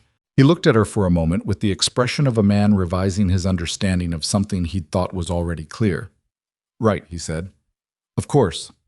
She stood, straightened her badge, walked to the door. "Nurse Marsh," he said behind her. She turned. "For what it's worth," he said, "I've been running this department for 9 years, and I can count on one hand the number of people I've seen carry something that heavy and still do the work this well." He paused. "I wanted to say that before this week gets any louder." She held the door frame for a moment. "It's about to get louder," she said. "I know. That's why I'm saying it now." She walked out into the corridor, past the nursing station where Ruth Ann had clearly read something on her screen that she was pretending she hadn't read, past bed 4 where Alderman was already warming up his knee ahead of schedule, and she started her rounds. Behind her, somewhere in the administrative wing, The preliminary findings were being transmitted to the offices that would convert them into charges and decisions and consequences that would attach themselves to specific names. And that afternoon, Fossey called with something that wasn't in the preliminary findings, something the Federal Review had surfaced in Greer's financial records during the parallel investigation, something that connected the directive to a specific contract that had been under review at the time, a procurement decision that had needed certain operational outcomes to proceed without challenge. Owen Voss had died in a building. The building had collapsed within a shortened extraction window. The shortened window had been authorized 14 days in advance, and the authorization had been signed by a man who had a financial interest in an outcome that required that window to be exactly as short as it was. It was not a personal grievance. It had never been a personal grievance. It was the thing underneath all the other things, the decision at the base of everything that had been buried. The reason the classification system had been used with such precision across 30 months and 7 incidents and 5 families who'd been told a story that protected someone who had built his career and his finances on the stories nobody was allowed to question.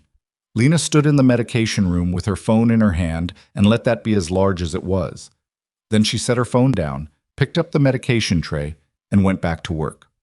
The financial records took 10 days to fully untangle. Lena knew this because Fossey called her every 2 or 3 days with updates that were careful and precise, and gave her just enough to understand the shape of what was being built without compromising the active investigation.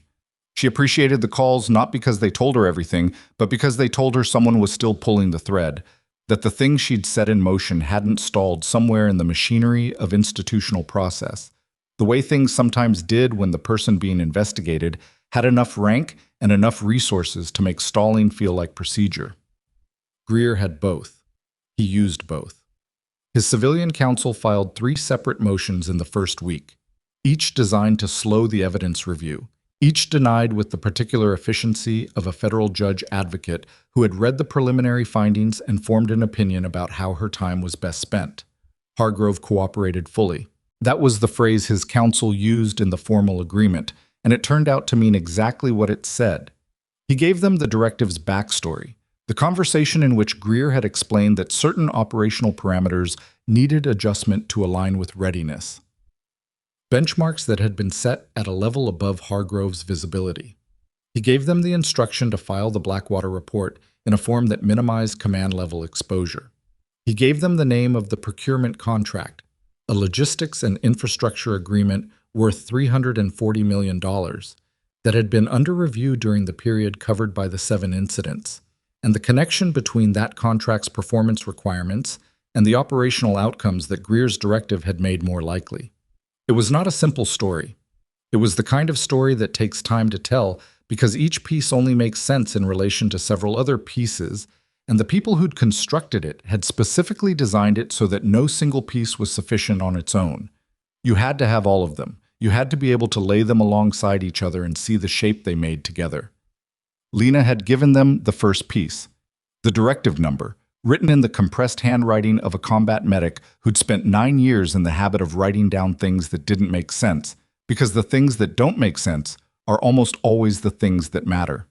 The investigation had found the rest. On the 14th day, Fossey called at 7 in the morning. "The charging decisions are filed," he said. She was standing in her kitchen with coffee she hadn't drunk yet, and Shadow was watching her from the doorway with the alert patience of a dog who understood that phone calls at this hour were significant.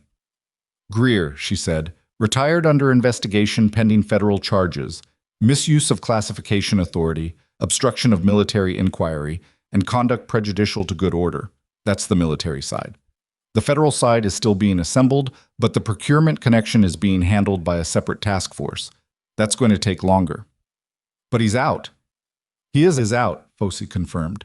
"Effective as of yesterday. His retirement benefits are suspended pending the outcome of the federal review." 30 years of service, 2 stars. The kind of career that accumulates institutional gravity, the kind where people write recommendations and attend ceremonies and say things like distinguished and exemplary because those words have been applied so consistently that they stop feeling like assessments and start feeling like facts. Gone. Not cleanly, not quietly, not with the full honors he'd have received if no one had ever found the directive.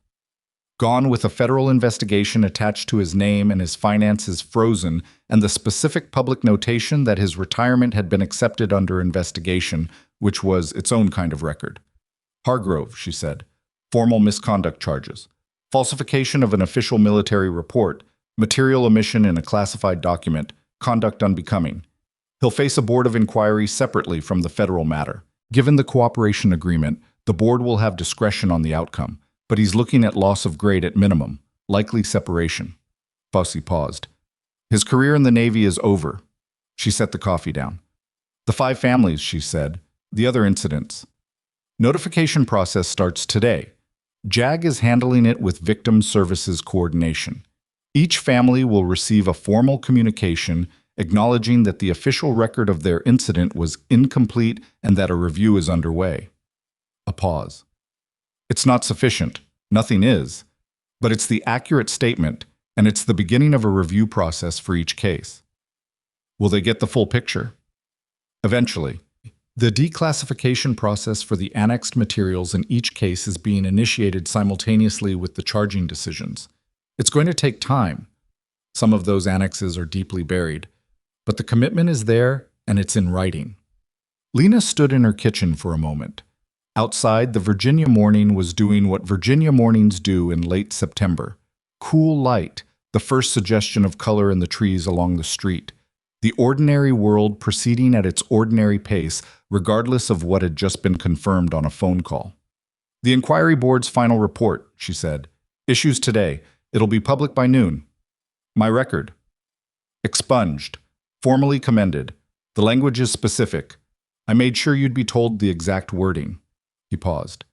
It says, and I'm reading directly, Petty Officer First Class Lena Marsh's return insertion at Blackwater Forward Operating Base constituted an act of exceptional courage under conditions of personal and professional risk, executed in the service of a fallen teammate and in the highest tradition of Navy medicine. Her conduct during the extraction and afterward is hereby recognized as exemplary, and any notation to the contrary is ordered expunged from her permanent record.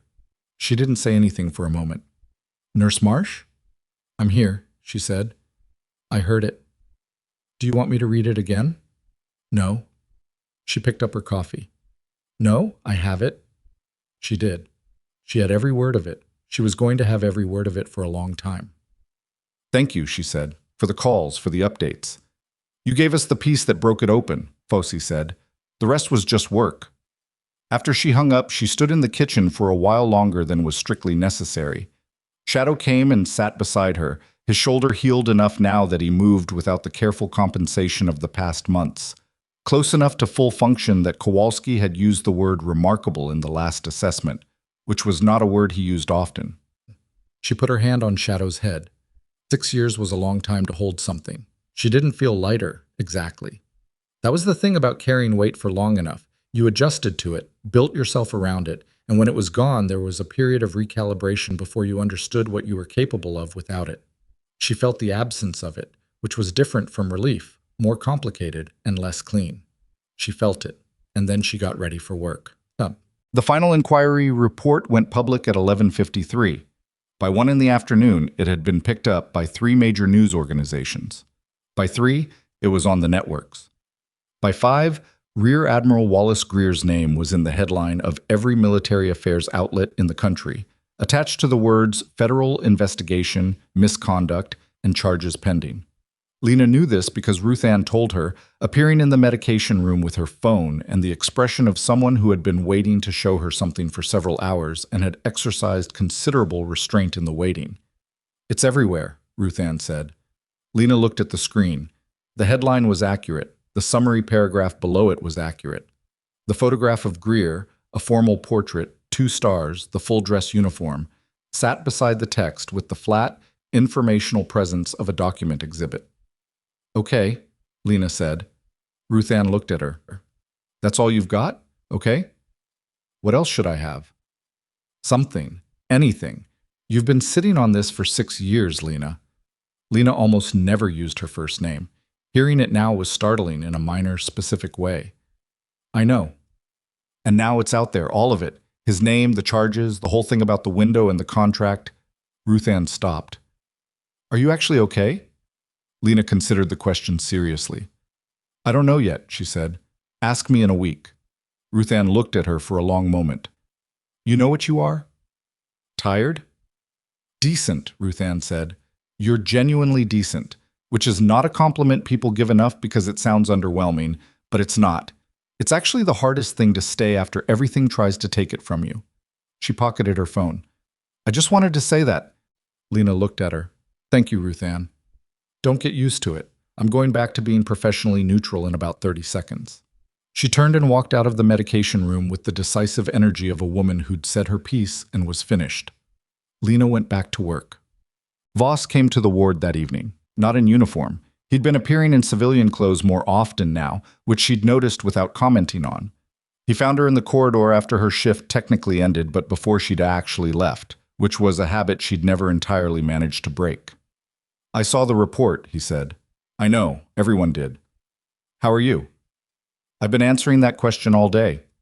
What are you telling people? That I don't know yet. She pulled her jacket off the hook by the nurse's station. How are you? He was quiet for a moment, in the specific way of someone who hasn't been asked that question enough to have a ready answer for it.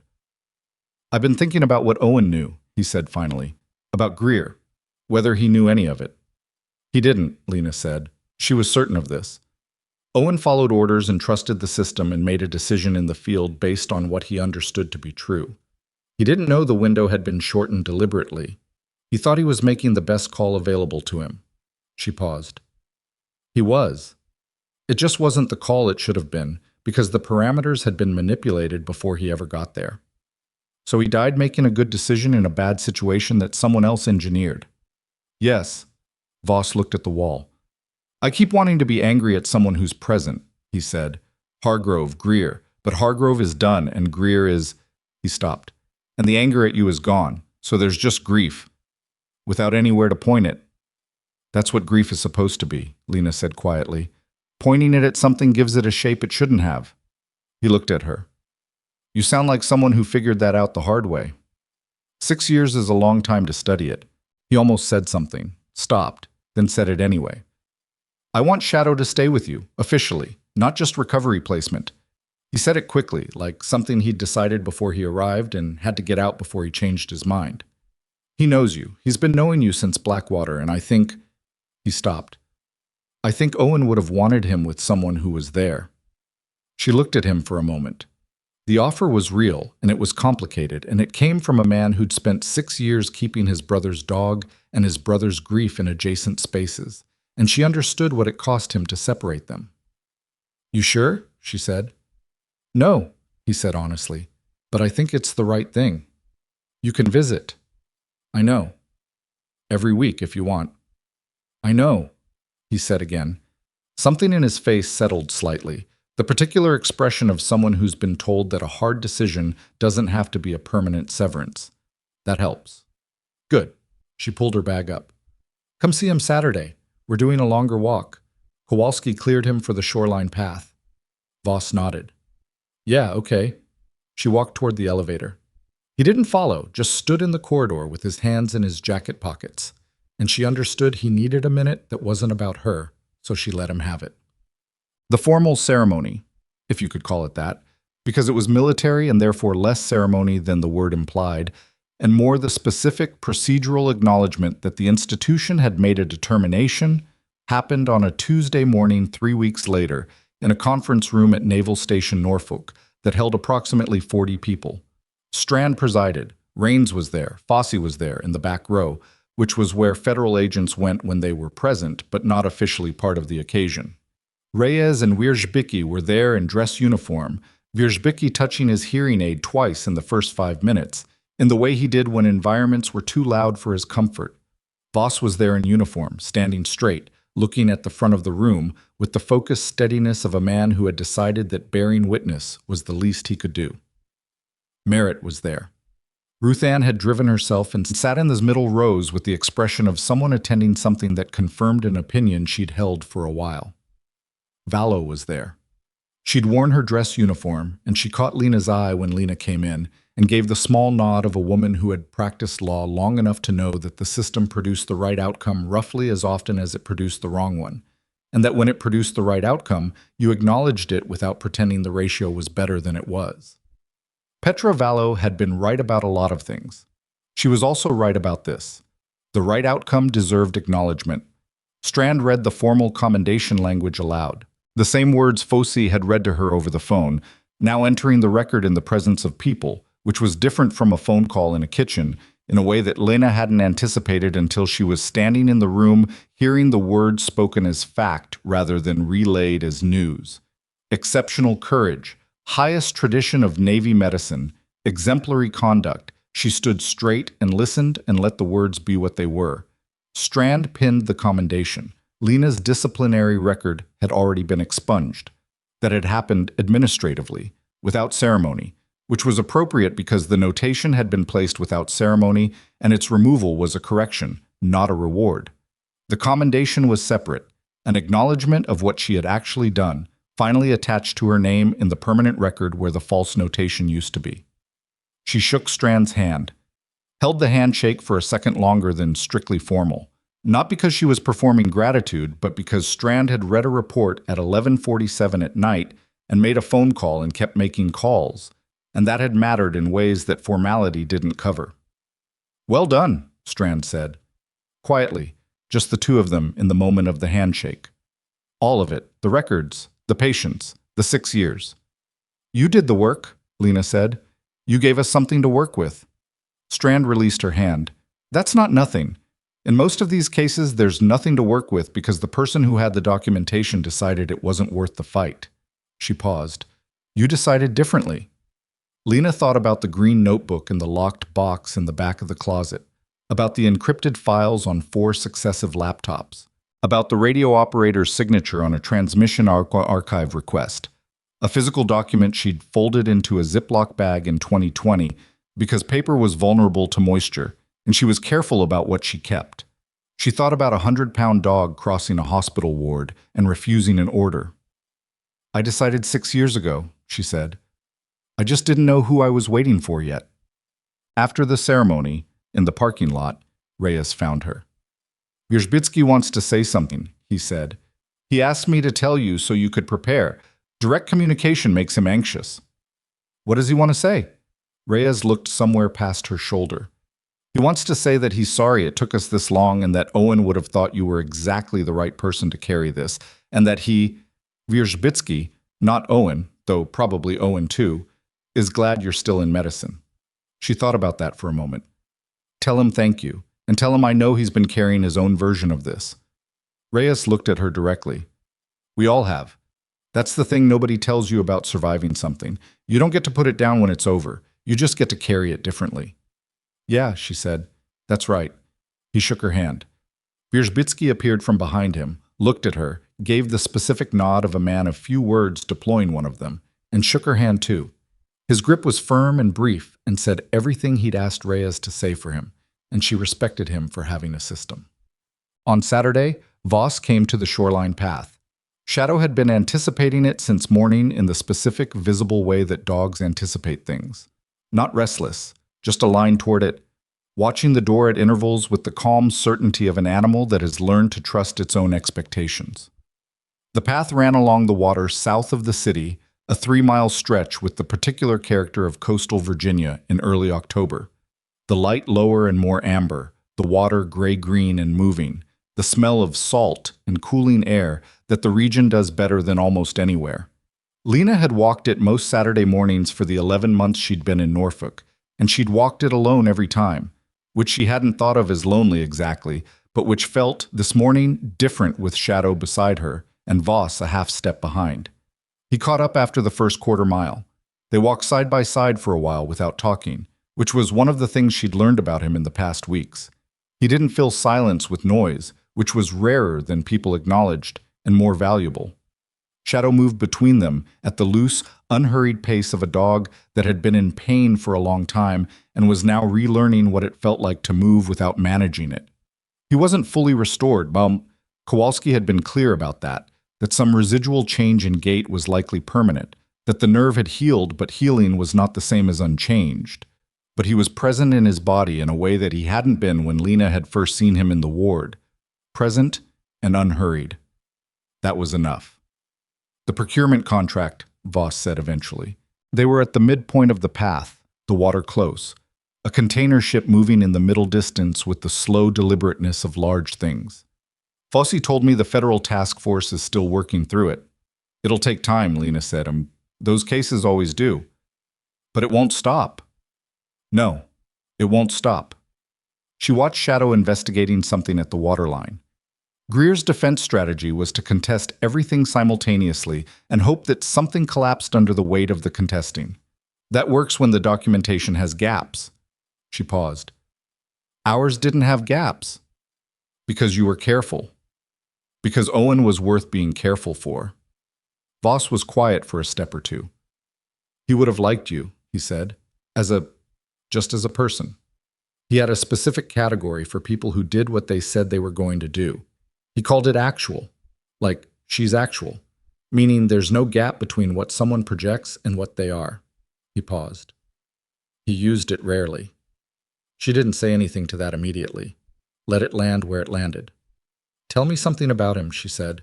Not the deployment, something from before. Voss thought for a moment. He made the worst coffee you've ever tasted, he said. Genuinely terrible. He was precise about everything except coffee, and coffee he did by feel, and his feel was wrong every single time. He'd give it to you with this completely confident expression, like he'd done something good, and you'd drink it, and it tasted like heated sadness. He paused. He did it for 20 years and never got better. She laughed, actually laughed, short and surprised, and the sound went out over the water and dispersed. He told me he could cook, she said.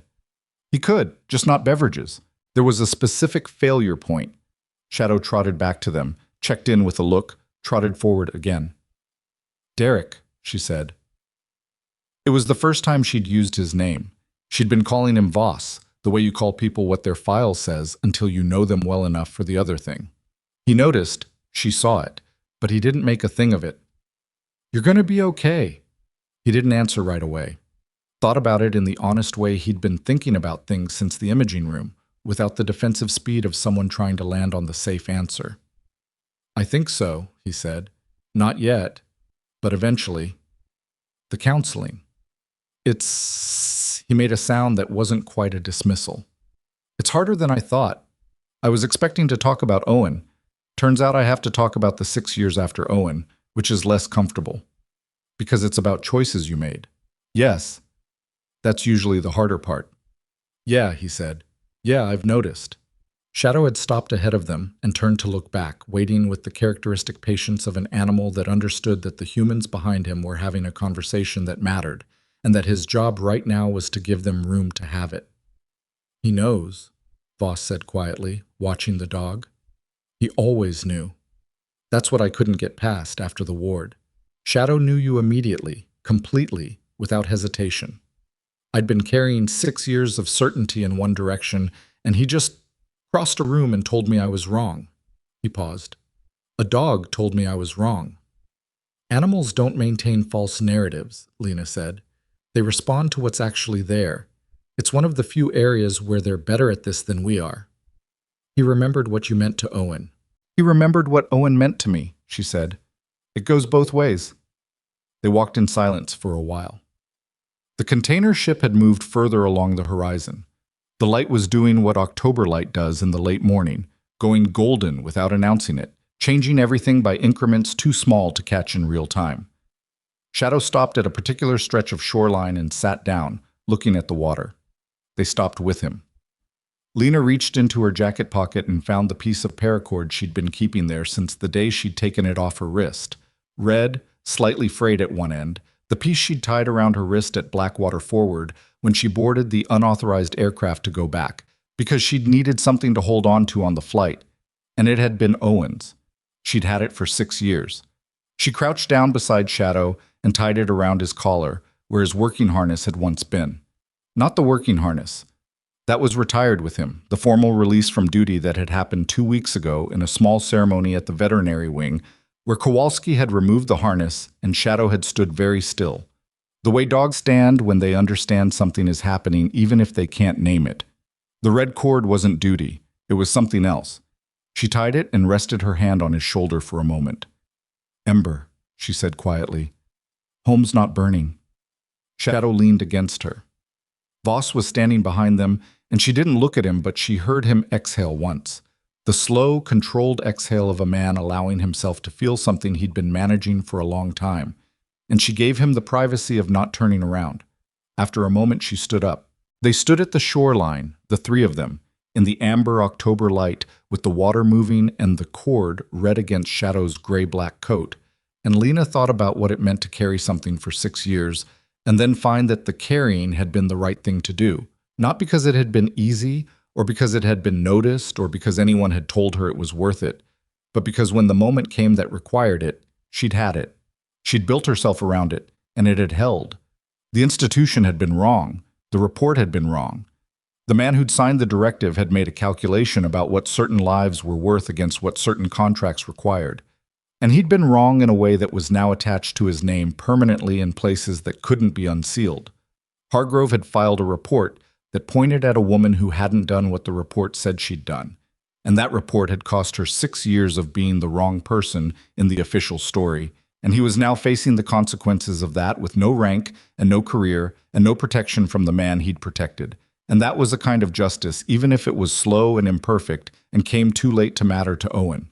Owen had pressed a leash into her hands and said the family phrase that meant, "Stop waiting and go home." And she had obeyed, and she had gone back anyway.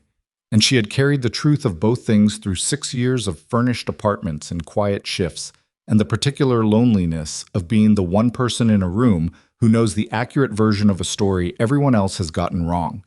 And a dog had crossed a medical ward and refused an order. And everything that had been buried had come to the surface. Not all at once, not cleanly, but completely, piece by piece, record by record, testimony by testimony, until the shape of what had actually happened was visible to everyone who needed to see it. That was the thing about the truth. It didn't always move fast. It didn't always move on a schedule that felt proportionate to the cost of carrying it. It didn't spare you the years of being wrong in the official record, and it didn't compensate you for the weight of it, and it didn't arrive with an apology adequate to what the wrong had cost. But it moved.